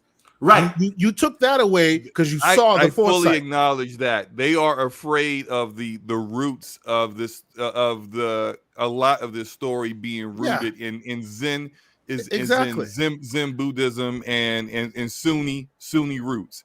They are if you afraid take that away of that Islamic, for that purpose. Then why would you make a conscious effort to then make it black people? It's like one half dozen. Like you were worried about offending those people, which you should have been. Which you should be 100%. Yes, but the black people, cool. I actually would have been fine if they would have kept the jihad stuff in there. Well, listen, my argument is, if you're gonna keep it, then keep all of it. That's right. But if you're saying some people can't be offended, but we don't care how, and listen, how black people feel about it. Yes. These numbers bore out in the racial breakdowns of who watched it, right? Mm. If you look at those numbers, I think it was only like 8% black people that watched this thing, and usually our numbers are a lot higher than that. Maybe Cole, you know more about those demographic breakdowns, but I just think it wasn't. I think it was. I can't reveal. I don't want to reveal to. I don't want anybody could be in the audience listening. Yeah. Hey, look. Let me say this. Let me say this so I can actually see, so we can kind of come to a consensus here. Mm-hmm. I stand on my square. This is not a white savior story. Okay, I stand on my square on that, based upon what the material is, based upon what the author wrote, and based upon knowing all the material, how it turns out. If Denis is able to go all the way to the third movie, Dune Messiah, Messiah's in the name, but but like if he's able to make it to there, and you guys still feel this is a white savior, so I would say, all right, it's almost impossible for you to feel that way after that one. But fine, but I will. This is why I will acknowledge that I have to respect people's feelings upon seeing certain imagery. When everyone's like, I don't like seeing this kind of imagery from these people with these kind of skin tones, I have to respect that, because I understand where it's coming from. It's coming from the fact that over history, there's been a lot of whitewashing of things, especially in the religious sense of things, like white Jesus. Like, there is no white Jesus, cut it out. Yep, right? Indeed. So I fully get that, I fully respect that. All I'm saying is that, and as I said before, the whole jihad stuff, I wish they would have kept it in there, because that I think that proves our point there, right? If you can understand the sensitivities of a certain demographic, right? Where that subject matter was directly in the source material. This other stuff, which was kind of hinted at, oval skin, olive skin and whatnot, right? Olive skin and whatnot. And then you chose to put your square on note they black. That speaks to something. When I read the book, I assumed that I just looked at Dune as, okay, Frank Herbert, he went to the Middle East and the spice is oil, right? And maybe that's too simple of a reading, but like I said, only the first book for me. So maybe you can tell me a little bit different. It makes sense. Yeah. I pictured the Fremen as people from the Middle East. It is. That's close. That's very close because of how important oil is in our society and our world. And for them, the melange, the spice, is even more important than oil. But I think the only other resource that we can actually do a comparison to probably is oil, because you need it for damn near everything. You know, you need it. You need it for travel, right? You need it for travel. You need it. I mean, it's a part of if it stopped for a nation, that nation would be in big trouble. It would, so like, but that's similar to how it is in the Imperium in this universe, is that if you don't have the spice, you literally can't do anything. You can't travel. You can't. People would start dying because there's the whole thing of the spice addiction and stuff like that. So it's very similar in that regards. And when I first read this when I was may have been late teens, early 20s, I think. When I first read it, I did also, like, in my mind, picture them as Middle Eastern. And this isn't based upon like what Frank Herbert's like descriptions are, because he doesn't always like, I mean, if he described them in the books as anything, he kind of used like describe their skin based upon like the life they live. Like skin was very, very. It's like, for me, it was the language they used. Gentlemen, real quick, I put a link in the chat from Cinema Blend where they literally ask Villeneuve about this whole thing, and he has a very interesting quote. You don't have to read the whole thing, but there's an interesting, bold quote there that I think might be relevant to this discussion. All right, what is it? Okay, he says it's a very important question, and it's why I thought that Dune is. It's why I thought that Dune is, when the way I'm reading it, relevant. It's a critique of that. It's not the celebration of a savior. It's a criticism of the idea of a savior, of someone that will come and tell another population how to be, what to believe. It's not a condemnation, but a criticism. So that's why I feel it's relevant, and that can be seen as contemporary. And that's what I would say about that. Frankly, it's the opposite. Yeah, so that makes sense to me. That, I agree with all of that, but that is why, because he wanted to make it contemporary, that's why he put it on the square. Like, okay, these are black people, and honestly, I don't appreciate that you will feel you take certain words away to minimize the feelings, to minimize the potential issues of one demographic. But in order to further the storyline and make it contemporary, you use the black people as a political football. Well, because that's what he did here. But that's literally what he did here. His quote. We don't know if it was his choice to remove that. It could have been like some studio head above him that said, "Oh, hey, look, he was watching some test footage, okay, and we heard some words that we ain't doing that." So you're gonna have to go cut that again. I was using that as a two different decisions made. But even if that decision wasn't his, this decision was made on purpose. Denis had no problem talking shit about WB when they put his shit on HBO Max. Yeah. So if he had a problem, he should have said something. But you understand what I'm saying? That was about his money. That was about his money. That's a whole different conversation, right? All right, cool. But But I hope you understand where I'm coming from. My box office cut.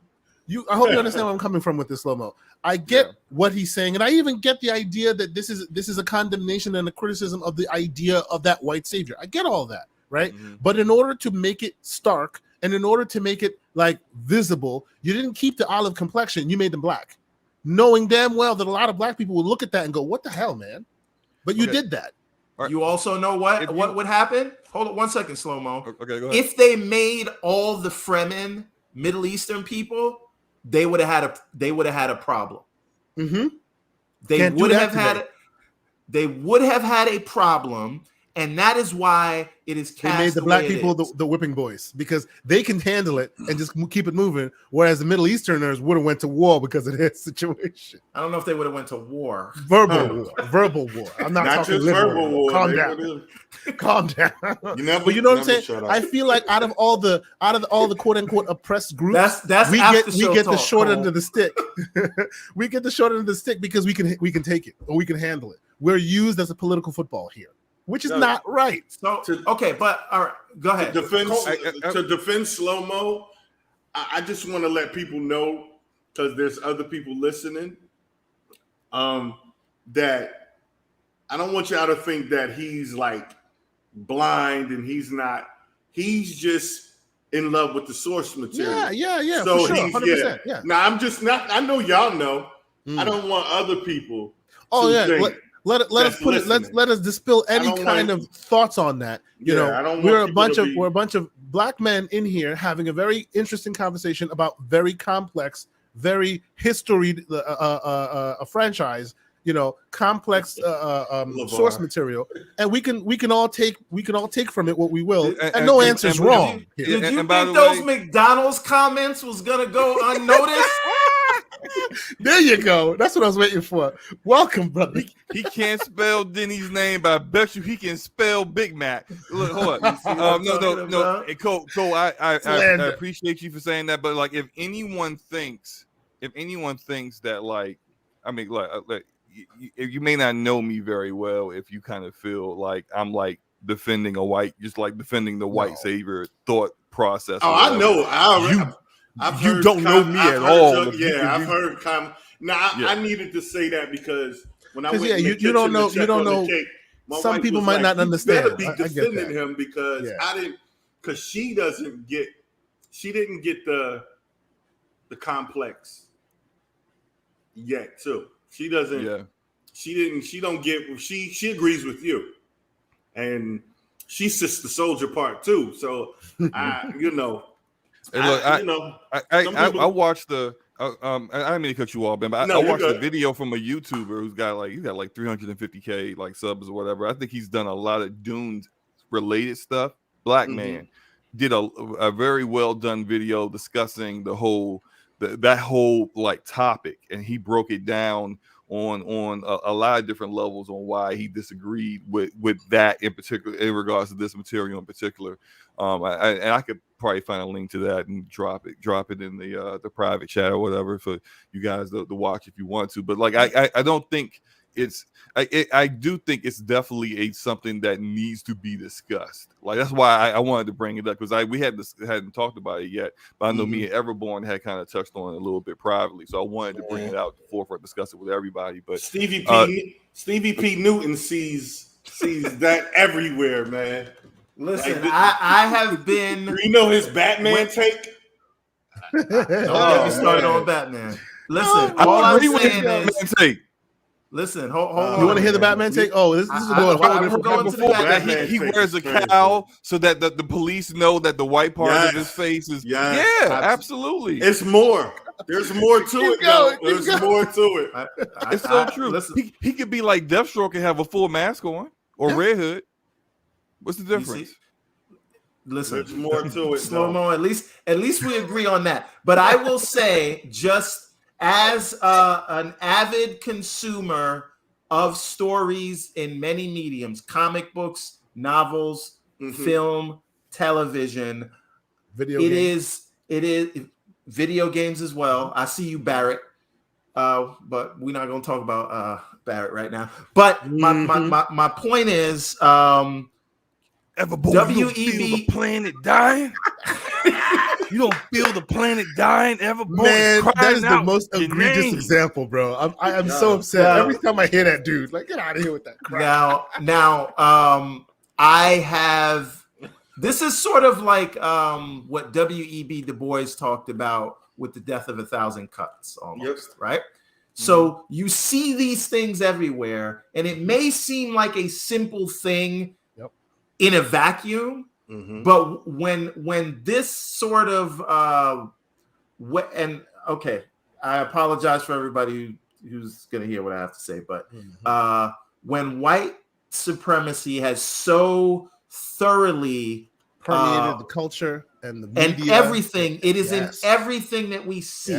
Every little, and I mean, listen, if I go and I take out that light switch right now, and this is not one fish, two fish, red fish, blue fish, whatever, right? This is serious shit, right?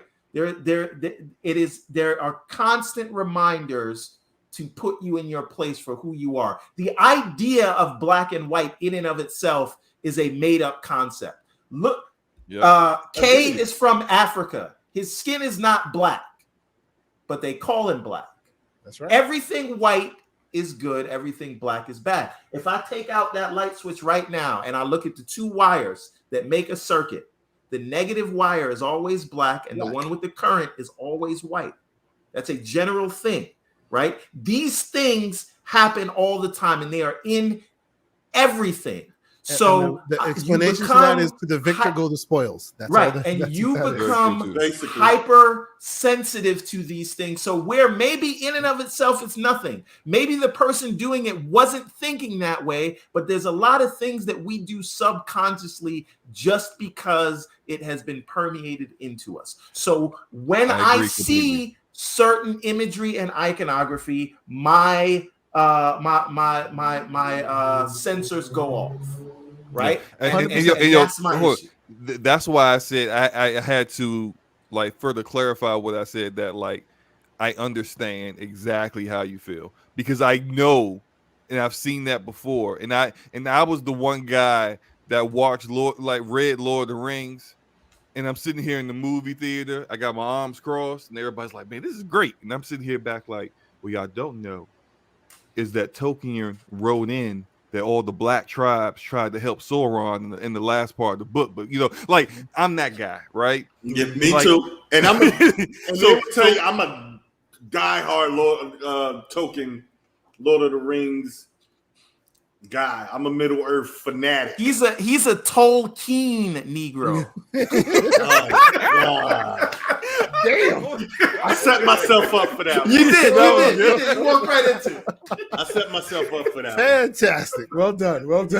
Oh, man. You deserve a hand clap for that one, sir. That was a good one.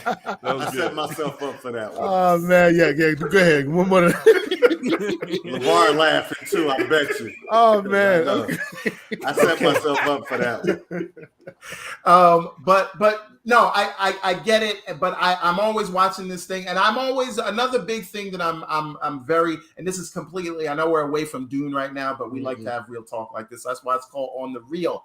But another thing that I'm hypersensitive to these days, because we see it more and more. So there has been many issues with how we've been portrayed on screen.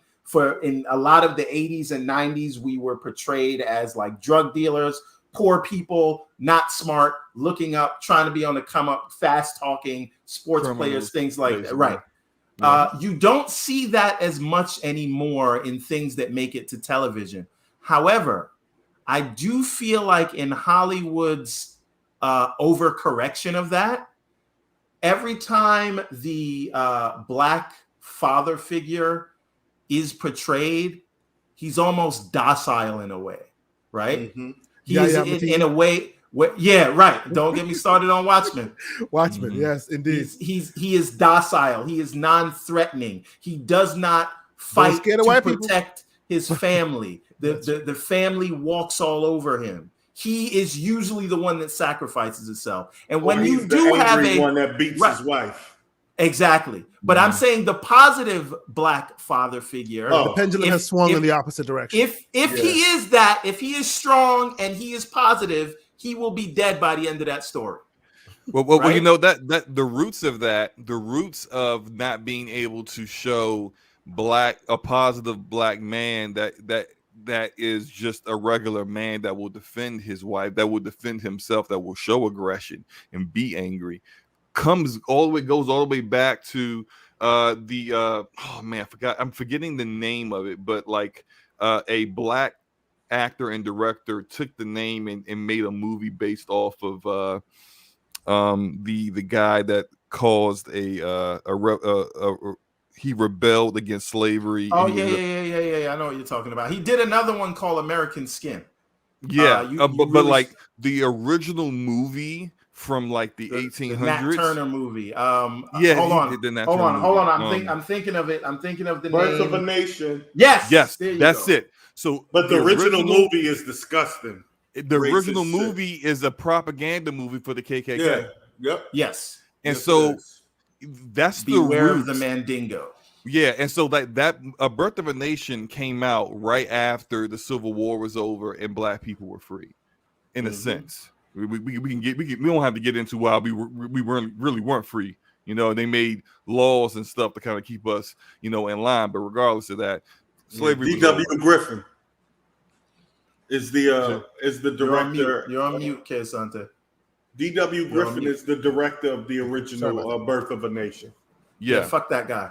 It's a KKK propaganda film, and they actually create it started the birth of all. But the point I was bringing it up for is that it depicted black men as like animals, like just raping women and going, oh, be careful, they're going to, now that they're free, they're going to take our white women from us and against their will and all kinds of stuff. Wants you know what, I'm not going to stop it. Don't get me started. For those in the community who have me watching or listening and go, oh, these people are oversensitive, or maybe you're seeing things that aren't there.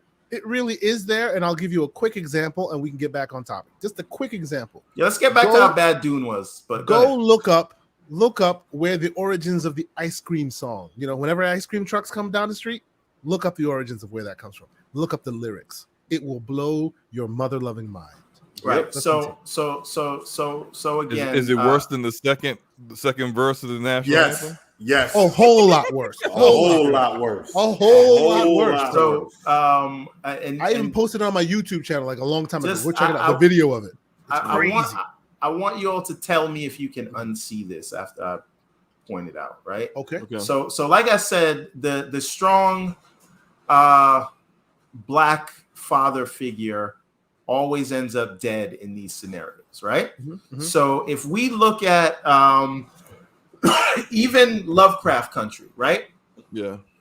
Who were the two positive black male father figures in that show? And what happened to them in the end? Right? Well, it wasn't. It was the uncle, and it was Atticus, who was trying to be the best father that he could. Yeah, and definitely Atticus. Rest in the peace. Uncle, I'm trying to think of I remember who the uncle is now. Yeah. Yeah, the deadbeat dad got to live, but the rest of them had to go. What was, what? Anyway, so Michael K. Williams. Yes. Williams. Look at Watchmen. Yeah, right? absolutely. Look at Watchmen, and again, I understand. First of all, Watchmen was so crazy because that was Dr. Manhattan in blackface, but we can ignore that, right? But the imagery of this. He has all this power, but this man and his household never lifts a finger to protect his wife and kids, right? Doesn't do anything to protect them. And then we have to watch the imagery. There's no reason for this to be on screen of him naked in chains with white people jeering at him. And the only way to save the day is for his woman to come and kill him in order to take his powers so that she can be great. That is how they portrayed the black father figure in that, right? And we can do this over and over again. We can look at don't challenge him because he's done it with me many times. We can look at the sequel to The Shining. What was the one that had just came out? Dr. Sleep. Dr. Sleep, yeah. What happened with the black father figure there? Did nothing to protect his sorry, family. I had a kid issue. What are you talking about? Which Dr. one? Sleep. So The Shining sequel, Dr. Sleep. Yeah. Black father figure there. How did he protect his family?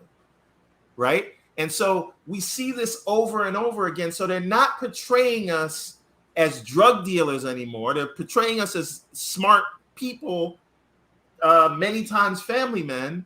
But now we're weak, and we're not the ones protecting the family. It has to be the wife or the kids or someone else, and you're just there for fodder.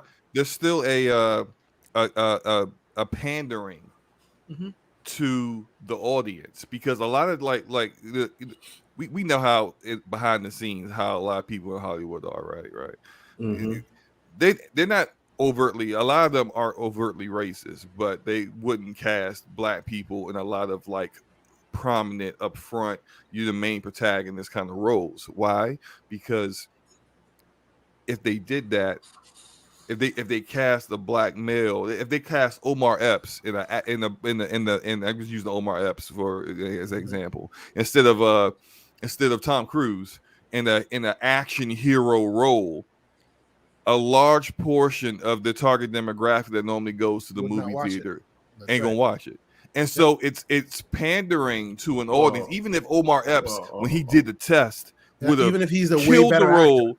And he's a way better actor than Tom Cruise. Tom Cruise is going to get it because white people are going to show up for Tom Cruise, but they ain't going to show up for Omar Epps. Not as that. If Omar Epps is like the sidekick that is helping Tom Cruise, that's cool with that. I'm cool with that. I'm cool with him. We can talk about the mammy complex, where the black character is only there to serve the needs of the white protagonist and has no wants or needs of their own, and will readily lay down their life for the whims of their white protagonist. How about we go back towards the Dune, and I want to leave Dune with some positivity, just a little bit of positivity, because I deserves the positivity, not the slander that everyone been giving it. No. We can give it that righteous smoke and still acknowledge some of the good parts. Okay, exactly. Now, I'll start this off real quick and say, to me,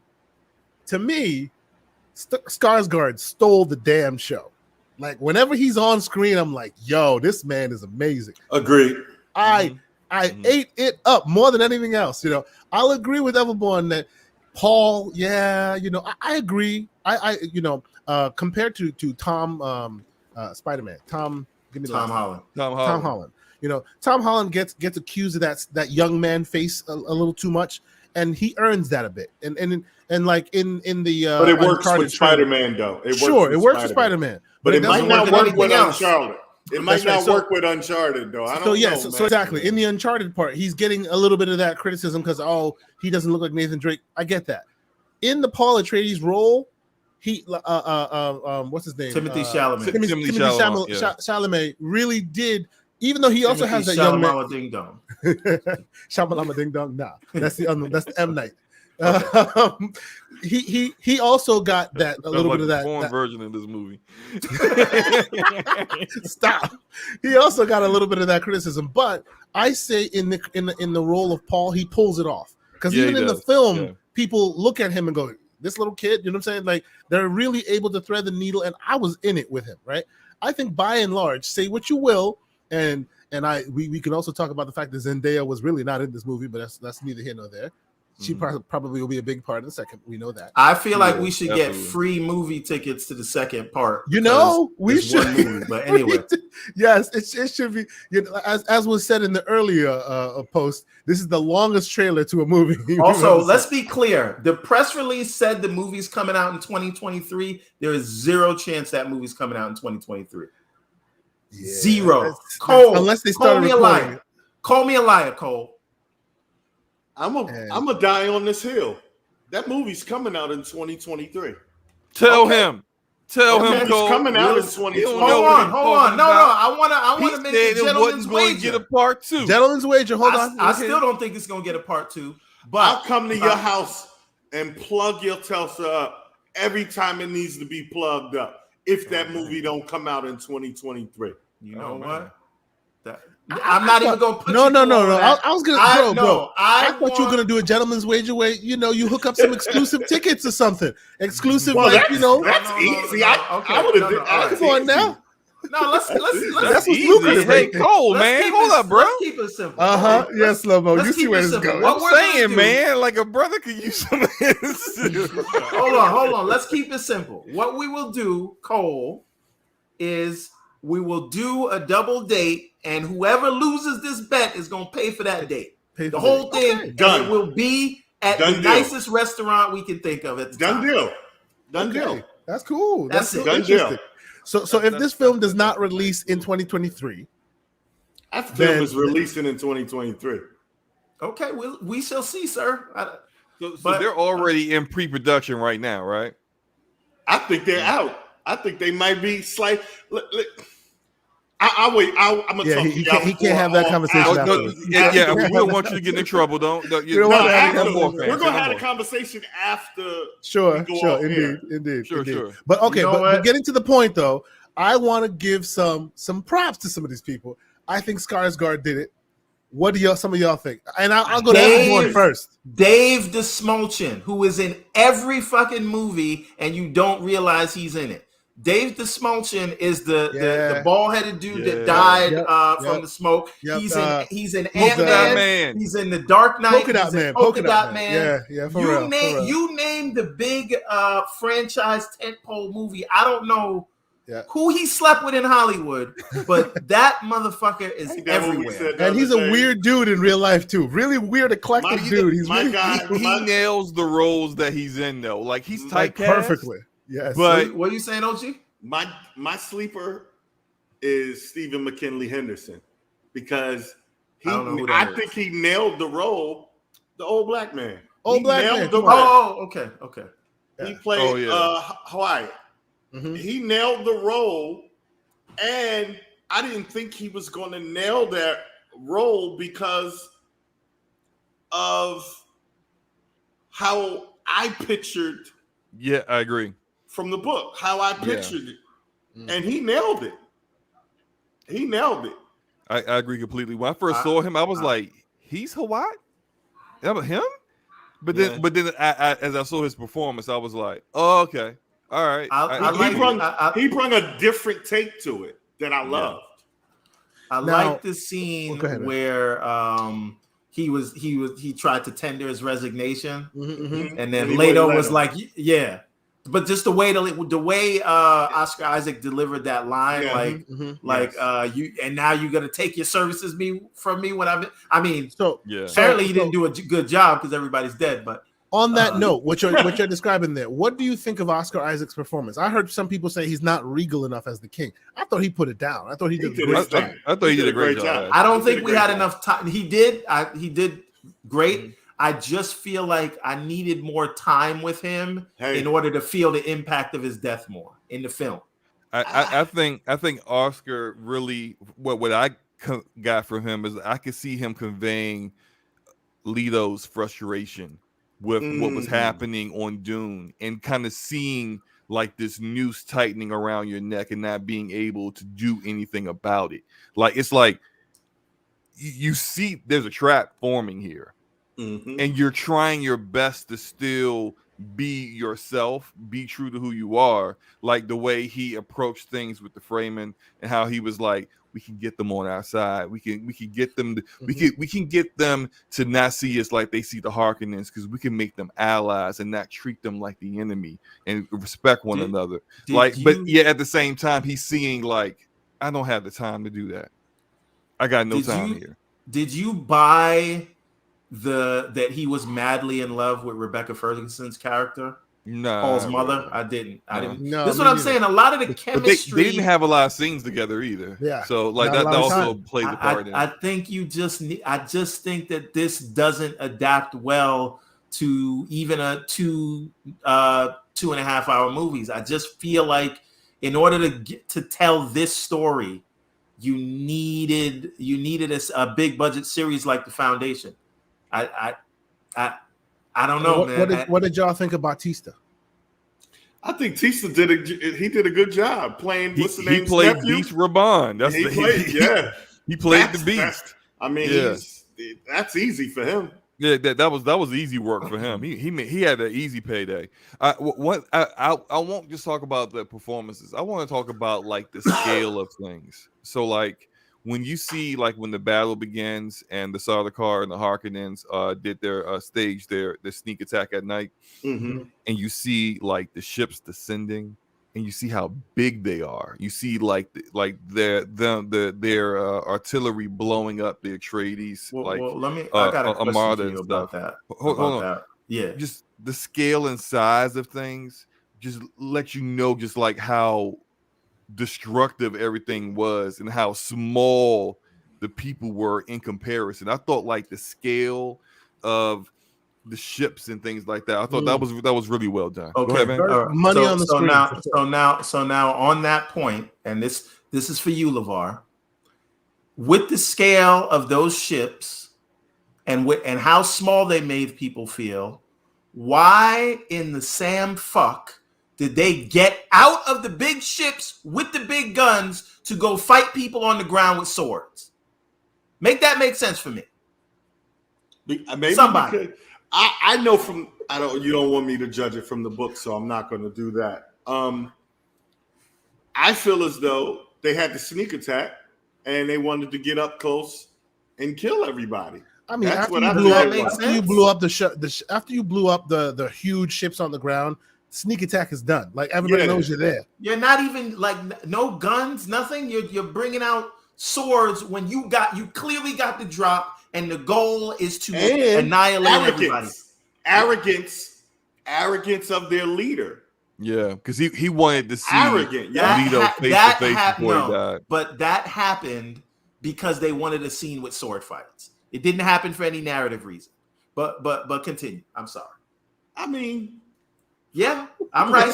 Also, no, you're not right because guns don't work against shields like that. Yeah. Because the shield is designed to deflect fast projectiles, things coming at it fast. That's why they kind of showed in the beginning. That thing that basically got Leto in the back. That's kind of a gun. It was just shooting a dart. Those are specifically designed to go in slow enough to get through a shield, but bullets don't do that. So that's why what I'm saying about guns. That's why they pull out swords because and actually and here we go with the books, but just explaining it. Like in the books, they talk about how there are certain martial arts styles that are designed to actually to penetrate shields. Like the way you would attack someone isn't like with all the speed that you have, but enough speed to prevent them from countering, but yet get through the shield in time. That's where Duncan had access to his shield. Remember, they're on the same frequency as well. Say again. Plus, the doctor had access to his shield because they're on the same frequency. Hey, as well. now this is a question. I don't think you watch Foundation slow mo. No. But he needs to though. He would love it. Yeah, it's only Apple. Yes, it's only Apple. See, that's why I ain't watched it. I refuse. Refuse. You should sign up for some Apple. Apple could eat a bag. I get it with the new iPhone that I buy every year. Yeah, so I was about to say I haven't paid for it yet. I haven't paid for it yet. But you know what? All the extra money you paid for obsolete hardware is the reason why they're able to do budgets like that. So congratulations, man. Damn. Thank you. My hardware is not that obsolete. Oh, there you go. Damn. This man. Where did that come from? You know, he's dropping experiments on you. Here you go. We're not gonna talk about that. Oh, today. come on, Baby boy. Baby no boy. Oh man, Black Widow was better. Okay, right. There you go. No, but and he hated Black Widow too. So there you go. You should hear his rant on Black Widow. Yeah, he hated Black Widow. But my point is, I think, and you guys tell me if I'm wrong. Tell me if I'm wrong. Foundation does the shields, at least the way they portray it, a lot better than Dune does. I agree, but they've had a chance to really spend their time on it. Go ahead, Cole. Do you agree? Yeah, I do. You goddamn right they do. All right, here, LeVar is back. Oh, he's back. He's back to drop more science. Go ahead, bro. Let me speak for myself. It's not that I just like comic book movies. I just like good movies, and that shit was trash. I watch all kind of movies. I watch biopics. I watch Bars. documentaries. I watch Bars. dramas. I watch Oh boy, everything. he going But I home. like for something to be Bars. entertaining. If you think that movie is good, you have trash taste in movies. Oh, That is Bars. all. That is all. He had to come So out we and gonna catch the train. defend That's all I himself. gotta say. Indeed, brother man. All right, man. You know, like that is the stylings of the fast food moviegoer right there. Oh boy, here we go. I Salty appreciate ass his buttery opinion, although I popcorn. disagree completely. You know what? I'm not gonna lie. I like this format. We picked it instead of worrying because I think this episode, and I'm wrapping this up now. But I think this episode is going to be an evergreen episode. Why? It's not about the news of the day. It is about a film that I think will last a very long time, as much as smoke as I have for it. And anybody that watches that Flip film, that. I think can what. It's polarizing. I think polarizing. that anyone that will watch that film in the future can come back and watch this and have that conversation, and maybe we should do more things like Focus, this. film related. Focus. Yeah. I told you film or We're doing the idea- Matrix next. We should do the I Matrix told you next. that idea that you brought to me last week. We should do. I want to do it closer to when the new one comes out. So I want to do the trilogy, and that's coming out in December. So I want to do that towards the end. No, of next not. month. I'm talking about the spaces. Wait. The new Yeah, Matrix the comes out spaces- in December. Oh, Yes. Oh, okay. I don't know Matrix, why I yeah. thought that was January. And now, if you get caught watching that on HBO Max, you's an idiot. No. I'm seeing that in IMAX. That's not even. Sure. That wasn't even okay. up for debate. That Okay. like that we could have been in the height of COVID. I would have. And y'all know I love y'all, and I'm gonna tell you how much you know I love y'all. It's 10:06 and wrestling is on, and I'm still here. Oh So yeah, remember that. We appreciate you, but We appreciate the love, I'm wrapping it up. I want everybody to just give it a score one more time. I give the film 6 point boring. No, I give the film a 7. I give this film a 7 out of 10. So out of all that and smoke, you still have good words for this man. You have good score. I told you it was adapted so well that I felt like I saw the movie already. And maybe that's why I didn't feel Leto's death, because I knew it was coming. And so everybody just go around your scores, and then we'll start with you, Mr. K. Asante, and then tell the people where they can find you. Sure. I scored this an 8 out of 10. I've already expounded on why I think it is. I'm hoping that the next movie in the series, really knocks it out of the park and actually takes it to the heights that it deserves to be taken to. And right now, it is what it is.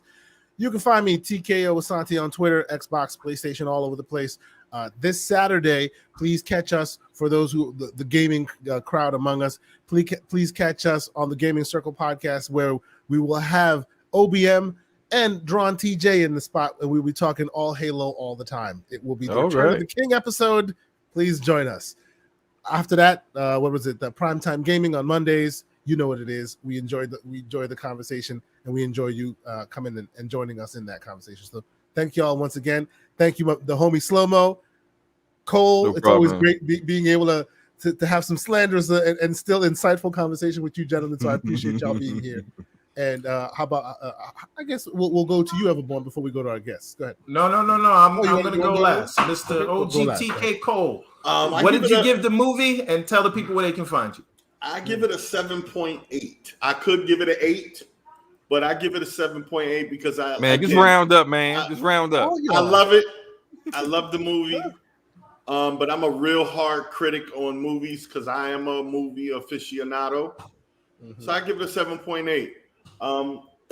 OGTK Cole on Twitter, Facebook, PSN, Xbox, Steam. I would say on Switch, but it's you got the whole social bunch security. of random numbers. Yeah. Yes. But I'm gonna get your security OGTK number. Cole everywhere, man. Serial number. You know what I mean? Serial number. There you go. Appreciate you guys, man, having me as always, man. I enjoy chopping it up with you about movies, about everything, man. About the Black experience. Everything. All right. Mr. Slow-Mo, tell the people. Hey man, let me first off say thank you for inviting me. Thank you for everyone I argue with. LeVar, you know, no hard feelings, sir. I just love the. I don't know if LeVar ever checks in on the Gaming Circle podcast on Saturdays. I love to stir the pot. Of course I spoke my mind, but partially I love to stir the pot too. So there's that. You can find me at Slow-Mo Backslap damn near everywhere. Twitch, YouTube, Twitter, same name as it is on screen right now, except for and that goes for all the video game stuff too. So that's Xbox Live, Steam, except for PSN ID. I had to put underscores in between each syllable, but because apparently you can't say backslap in your name on PSN, but whatever, right? My score is a 9 out of 10, and I think that I can't wait for the part 2 to come out and Messiah, because I think that once we see the full story arc, I feel like a lot of the opinions that we hold for what the first movie did might change, and that includes even myself, even feeling less about it, depending on how I know mine's going to change. I know it's going to change. So it sounds like you agree that they shipped the incomplete product. Like, of course, it's a part 1. Anything that's a part 1 is incomplete. I disagree that it's incomplete. But so you're saying when we get to the Rise of Skywalker, we might think differently. Come on, Force Awakens. Y'all are not the only one that can drop slander. Okay, I gotta drop a little bit of that myself. Forgive me. Okay. Oh man, no. I mean, look, I'm saying some of us could feel better about this first film based upon how everything else plays out, or we could feel worse about it. I just think I'm excited to see how the crew and cast that have worked on this continue it forward, and that WB has given the green light to keep going. I'm excited to see how it turns out. Please let them make 2 and 3 maybe in tandem or close to each other. Stop this. That would be great. I have a question for y'all before we get out of here. I've been having this debate with my daughter for the last week. In Lord of the Rings metaverse, first age, second age, third age. Which one do you guys prefer?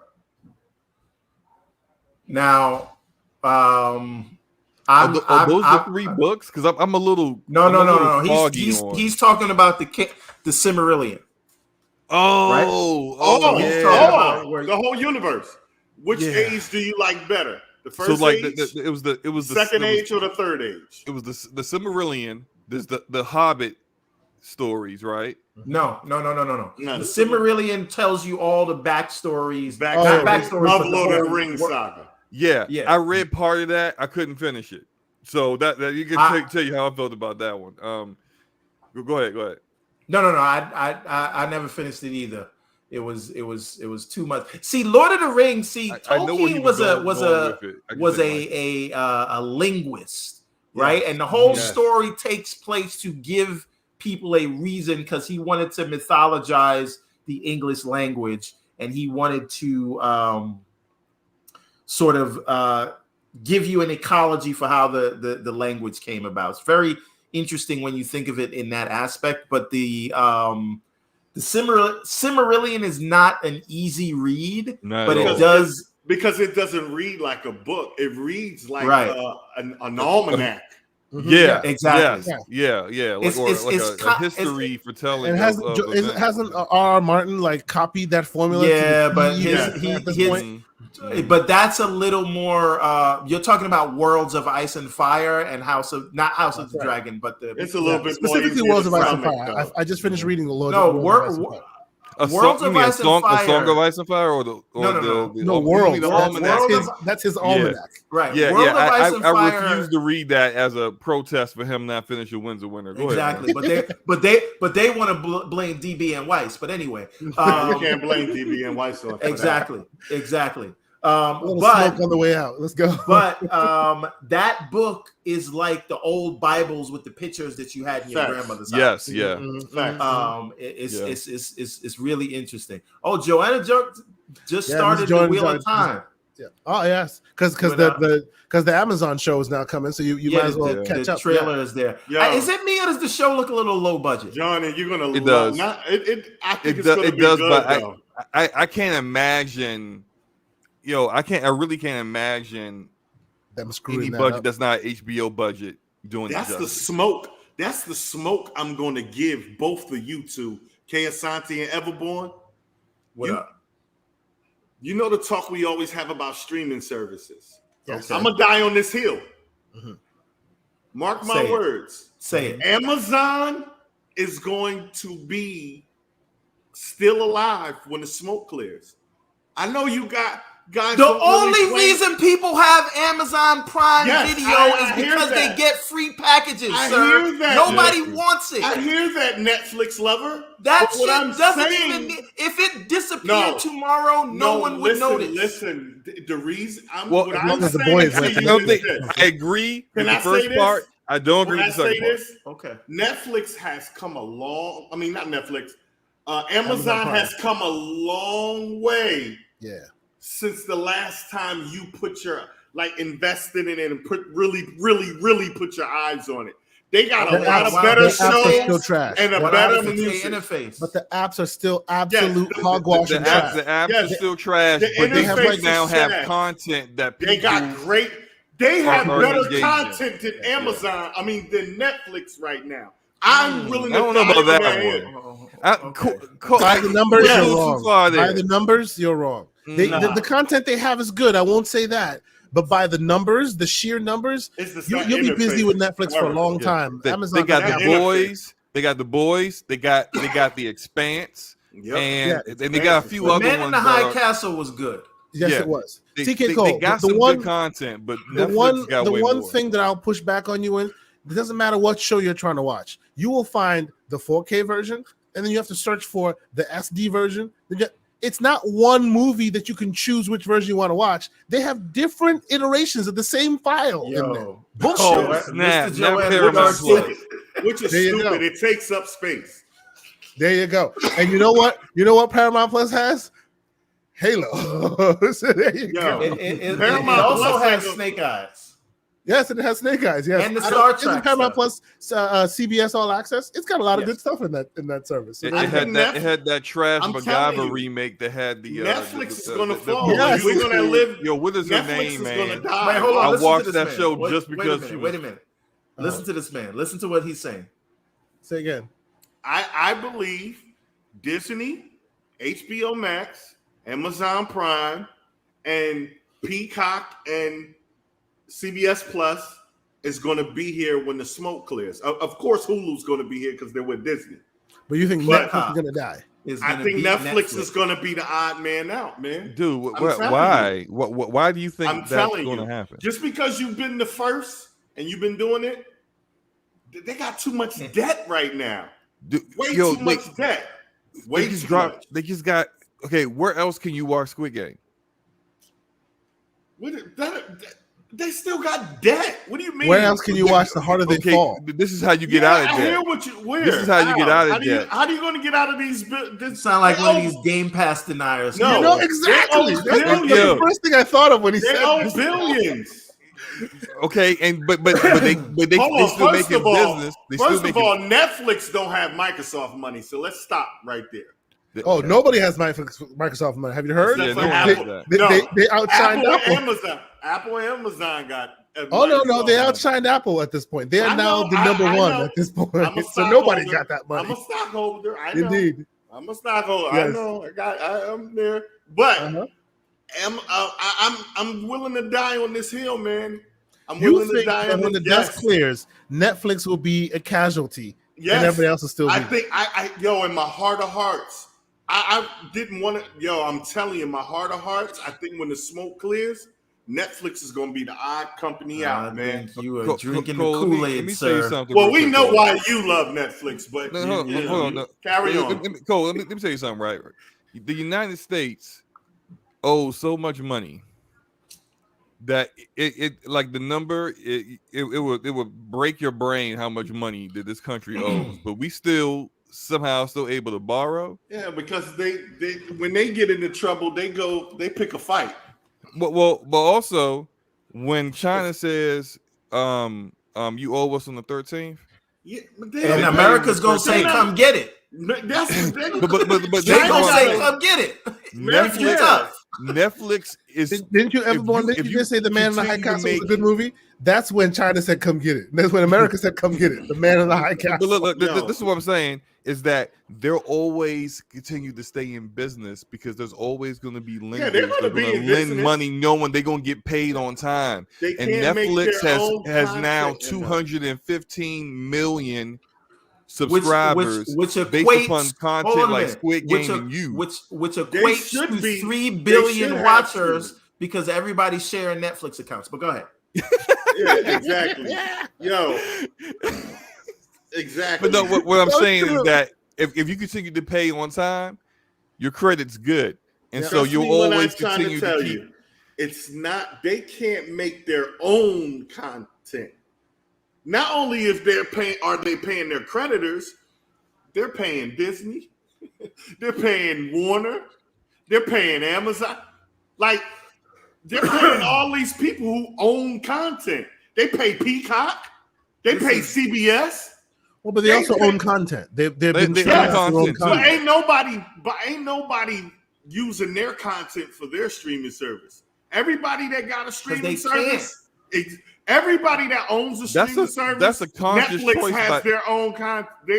That's a conscious choice by Netflix. Netflix isn't going to let. I'm not Netflix saying isn't going to let Hulu get Squid Game.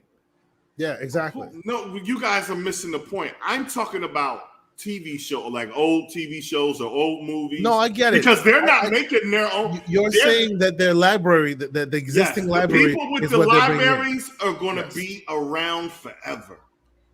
I'm telling you. Sounds like good old boy talk, man. No, I don't think that just because these guys been around forever. Blowing, I'm telling you, winds of change are blowing. Netflix is not going to last, man. I give Netflix a good 10 more years. He's putting the numbers to it. I think some of these big stalwarts will go out of business or be acquired. Netflix don't own Seinfeld, bro. See, that's how I know you don't know what you're talking about. No, he's not saying they own Seinfeld. He's saying they have it on there. Yes, but you're saying a different thing. But if Peacock say, "Yo, I don't want y'all using it no more," it's coming home. What are you talking about? That's only going to hurt Peacock because Peacock, and that's Peacock already doesn't have started anywhere near as many viewers. That has already started. That's where you're wrong at. Seinfeld off of Netflix. Everybody's going to Peacock now. That's less that money Peacock's WWE library. See, but they've already started doing that though. Like everybody's already started taking their ball and going home from Netflix. That was the start of everybody having their own subscription service. And what did Netflix do? The reason I got this smoke right now because the contracts started to end this week. That's why I'm talking a lot of shit now. No, I get that. That's why. But other companies have already started taking their ball and going home a long time ago. And what did Netflix do? All right, you do that. We'll create The Witcher if we can't have Marvel's properties anymore. Witcher is I can't talk bad about The Witcher. But you need 10 Witchers.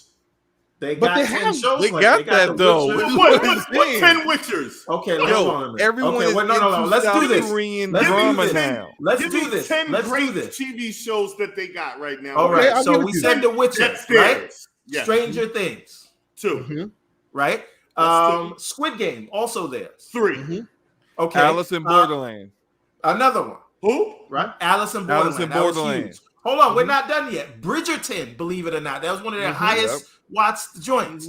Keep going. We can keep going. On the block. I'm glad y'all saying this. Saying this. Hold on a minute. Tell you why. Orange is the Umbrella Academy. Orange is the New Black. Yep. Orange is the New Black is gone, by the way.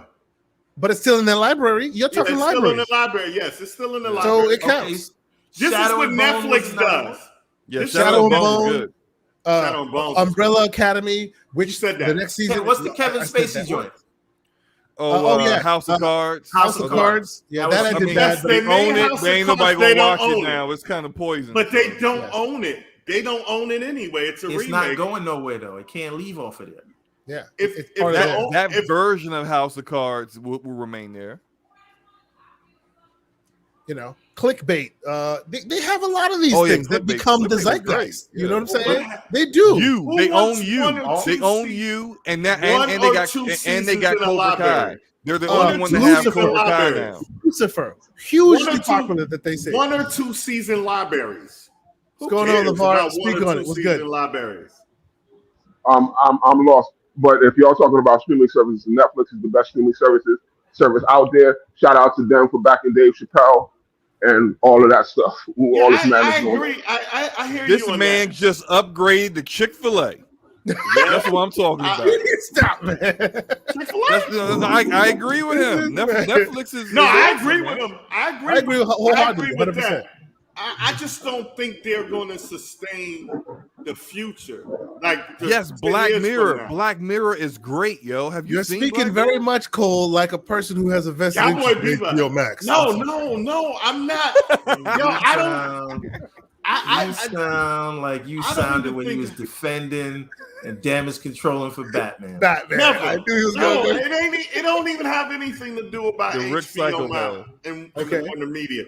I'm just looking at the field because I'm seeing where Amazon is going, and they got a lot of fucking money. Like they got a lot of. But is Amazon ready to spend that real money on the shows? What do you think? They are spending. What do you think the Lord of the Rings TV show is? We haven't seen that. I have to speak on the Amazon way real quick, okay? So, I know the Amazon way is garbage now. It's absolute garbage. So, they will spend a ton of money. Well, they will also completely ignore what works. They double down. "Quote unquote" Amazon way, and so they'll waste a bunch of money on a method that fails, but still continue to pump money into something that's not working. Okay, Slow-Mo, that sounds a little bit personal. They double down for look. To give context, I've never worked at Amazon. I almost worked there twice. They offered me 2 jobs. And when you did some contract with you had a contract. No, look, I live in the DMV. You want to slap the shit out of what's the name? Real bad. I live in the DMV. Amazon put their second headquarters here. The second headquarters is there. Yeah, and like Queen's Gambit, real quick. I'm still on the name in the shows. Go ahead. I'm sorry. They wanted some people. I got some recruiters hit me up. I listened. But I was all good until they started talking about the Amazon way. And that sounded real. You see what we did to them? Y'all got to get tough like New York. New York told Walmart. New York told Walmart, get the fuck out of here. That conversation. Told Amazon, get the fuck out of here. Like, no. As a person who was talking to recruiters for a very high level role at Amazon, I was not very happy about what AOC did there, but that's my own personal reason. And I wish to God there was a Walmart here because Target is terrible. But anyway, Target is Sense8. I know y'all don't like that. Walmart. That's a great show. Target sell the same stuff. That's on my list. I gotta get that. Amazing show. If you like The Matrix, watch Sense8. Oh yeah, I just finished Lock and Key. Lock and Key. First 2 seasons is actually pretty good. Look, man, Cole, you need to get on your cousin's Netflix account. Watch some of these shows, man. Clearly, you don't got Netflix talking about Amazon. Is going to be. You clearly don't know the content that's there. I have every service. I have every fucking streaming service there is to imagine. Every one of them. From Apple all the fat weight. Just because Ozark, there you go. Ozark. Just because I don't think Netflix is going to be here 10 years from now because of their debt ceiling. That doesn't mean content is king. You say content is king, and you're talking about the people with the libraries. These guys are building a big library. So you telling me Netflix's library can mess with Warner's library, right now, library, hold on, gentlemen. Right now, you're talking about the people of our age, people who care about Seinfeld. those on the come up in the 10 years, they will give two craps about Seinfeld. They'll be talking about the new shows we're talking about now as their classics. And in that world, all of that WB stuff won't matter as much as Netflix. Man, these kids Narcos. You know what I'm saying? Those kids are classics. drugged out their mind. Ours is The Wire. Ours is The Wire. There's Narcos. You know what I'm saying? Come on. These kids are Tiger King, out their minds. They're not gonna be paying attention to Narcos tomorrow, dude. They barely can focus on what they're doing. Our parents said the same thing about us, brother, man. Our parents said the same thing. Listen, we were not that bad. Mindhunter. Compared to these kids today. So you got Joanna Dark worked up. Black Mirror, like, come on now. All right, listen. Joanna Dark is giving you all the content. He's giving you the work right here. It's all right there. All the content is not good though. Oh, come on now. What did he name that wasn't good? That's not good. Look in that list. BoJack. They're all amazing. BoJack. No, BoJack is crazy. Don't BoJack Horseman is really good. Is trash. Stop. Oh man. The Heights is cool. Man. BoJack named a whole bunch of stuff. And you said two of them ain't good. BoJack Horseman is good. Really, y'all. Oh, hold on. He's calling you out. He said, I still don't hear nothing from Amazon. Name 10 Amazon joints. That's right. Name 10. Time out. You did this to yourself, Cole. Did I say Amazon was better than Netflix? Or did I say Amazon is getting better? Did I say that, Slow? Did I say that? Hey, man, you asked for 10 shows. We gave you more than 10. Okay, he's just asking for 10 back. I said I don't think they're going to be around 10 years from now. But you said other people had the shows and they have a library. I said libraries is king. And he's named the library. How about you name it? But hold on, time out. So you're telling me Netflix's library is better than Warner's library? Yeah. Not today. I'm telling you what is on. I'm telling you it is. Hold on. Slow-mo, get the hell out of here. You don't believe Cole, listen, Cole. Look, come on, dog. Look, we gotta do it, man. I'm not doing that. Slow-mo, I'm not doing this with you because I know you know WB library looking kind of overrated. Looking kind of overrated right now. It's very overrated with stuff like Dune on there. You sounding like Hard Eight right now, man. Get out of here now. Come on, dog. Cole, hold on a second. Right now. You know damn well. Listen, Cole, calm down. Bring it down. We want to hear y'all. We want to hear y'all. Calm down. Listen. Come on, dog. Look. Let's look at how people consume content, and you talked about the kids, how they go through content and they go on to the next thing real quickly, right? I don't care about them. Hold on. I'm talking to you. Hey, I'm talking to you. What I am saying. Wait for me to get the point. I'm talking to you about. Okay, I'm talking to you. Library I'm talking to you. Netflix comes out with new content that people want to watch at a higher consistent Name me one show on than Netflix Warner Brothers. That's when you bring up Warner Brothers catalog, you're talking about older stuff. On Netflix that was better than when it comes to even when it comes to video games.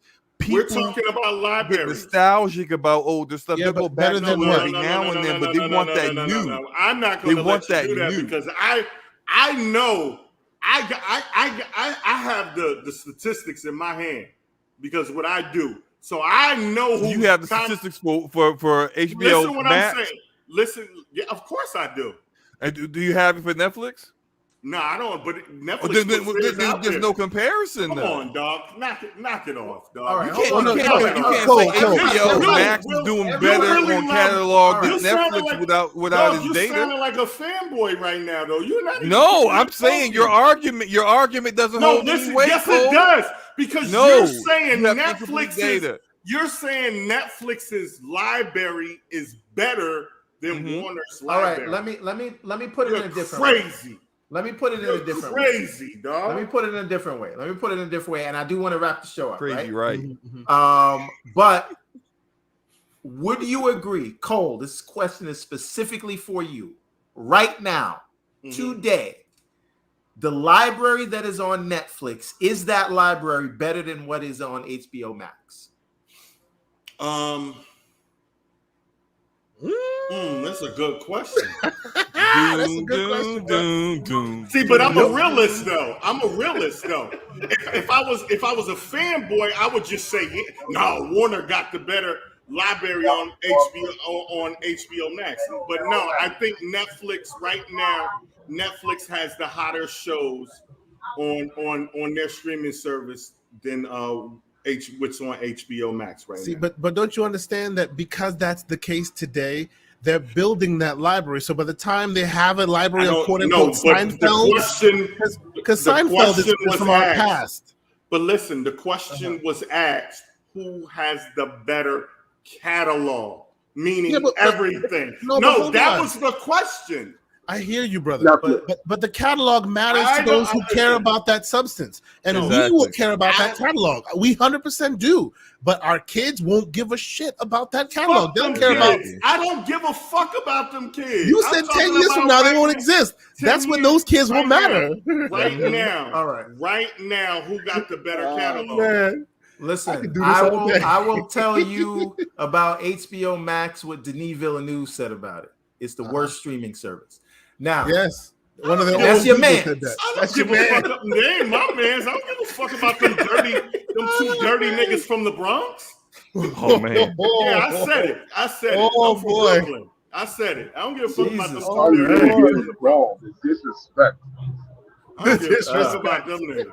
I would take it as disrespect. Don't quote them Showtime niggas to me, man. But see, I wanted to smoke. No. Okay, but this is the smoke. This is you love Dune, and the dude who made Dune said HBO Max is trash. That's all I'm saying. But he's working. He's working for them. He's working for them though. Okay. The motherfucker that wrote this check owns HBO Max. So what does that tell you? He's a slave. Okay. All right. And even as a slave, he called HBO Max the worst streaming service. But anyway, that's a defiant slave. But he's like Nat Turner. Hey, listen what you said. Listen what you said. Listen what you said. He's a defiant slave. But at the end of the day, what is he? He's still a slave. All right. On that note, I'm just gonna say HBO Max is the Dollar General of streaming. Wow. Okay, but he's doing it on purpose right now. They got the hottest movie out right now, though. And they won't be doing day and date next year. So if they couldn't even make it with nobody's doing day and date next year. No, I understand that. But if they couldn't make it with shout out to HBO Max, though. Because they did give us some entertainment on movie nights, with the King Kong and the, Suicide Squad and whatnot. So I ain't even gonna front like they didn't have some good shit on there. I know it ain't gonna happen next year, but you take it while you get it. Everybody they get whitey. Mr. Joe in the Dark, thank you so much for checking us out, brother. Thank you so much for coming. You made it fun. Thank you, man. Yeah, man. He's kicking all y'all asses back to the movie theater next year. All y'all. I might except for the 40s. Except for the poor people that used to do movies and Netflix. Listen, man. Netflix said we can't afford to. I think that people can handle that 45-day window. I think so. And I think I agree. I think that once it used to be a 3-month window, and even then it was unknown. Now, when you're saying specifically known, yes, 45 days, a lot of people, unless it's something like The Matrix, and if I had it to do again, I would have seen Dune for the first time. But unless it's something like that, I'm not going to the movies. I can wait for 45 days. I have said this to Everborn. 1 second. Mark my words. I said this to Everborn. I'm going to say it again. The minute they allowed day and date once, it was like a slow walk to the arcades as we see them today. Mm-hmm. The minute they did that, you cannot put that tube of toothpaste back in. You can't put it back in the tube. It is over. I may not be over tomorrow. Shang-Chi. I'm waiting for it to hit Disney Plus. There you go. It may not be over tomorrow, but I don't know who the said minute that was available, that was LeVar that said slow walk to the arcade. I said what? About Shang-Chi. That was you. That was slow mo. Yeah. This is y'all know that was Netflix better than HBO Max slow mo. I gotta give Disney a round of applause because the bootleg is trash. Like they kept the wraps on that motherfucker. Like you can't get a amazing copy of that movie if you tried now. Which movie is this?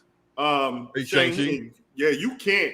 I'll tell you, I watched it in the theaters. I've watched it twice in the theaters, and I also tell you are wrong about that, good sir. Let us move quickly along. Oh, look at you! You saw a DVD copy. I went to the theaters and saw it, and I'm saying you are wrong. Now move on. We will bring that up after we're not live anymore. All right, but anyway, I do want to tell everybody about the Kickstarter pre-launch page that is now live for the new Everborn series that we are launching.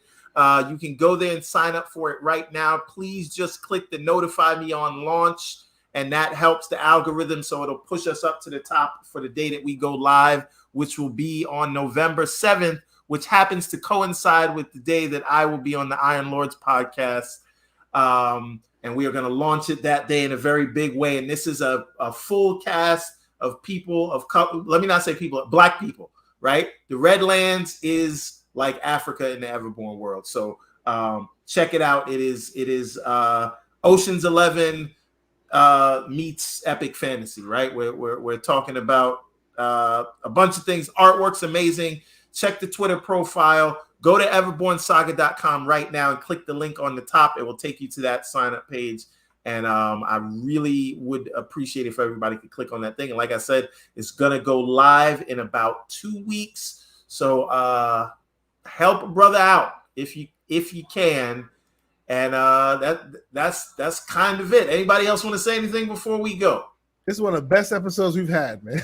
That's all I'm going to say. Y'all wanted to I highly enjoyed it. I enjoyed it.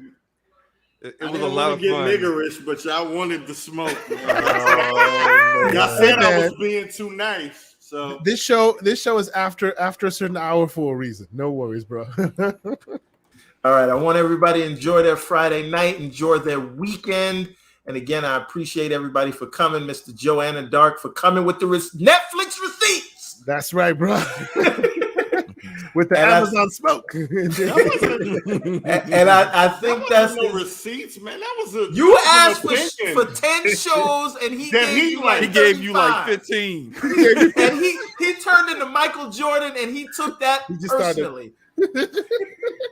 All right, folks, that is it. That is another episode the can. Shout out to LeVar. He will be here next week. And thank you, Cole, and thank you, Slow Mo. You guys are invited to the show. You're invited to the cookout now. So you got anytime you guys want to be on, we would love to have you. I think this show was amazing, and I wish we could have had LeVar here. Yeah, man. It would have been crazy. But he's on mute. But we getting out of here. So you're too late, sir. But we will catch you next week, brother. We love you, and we out of here.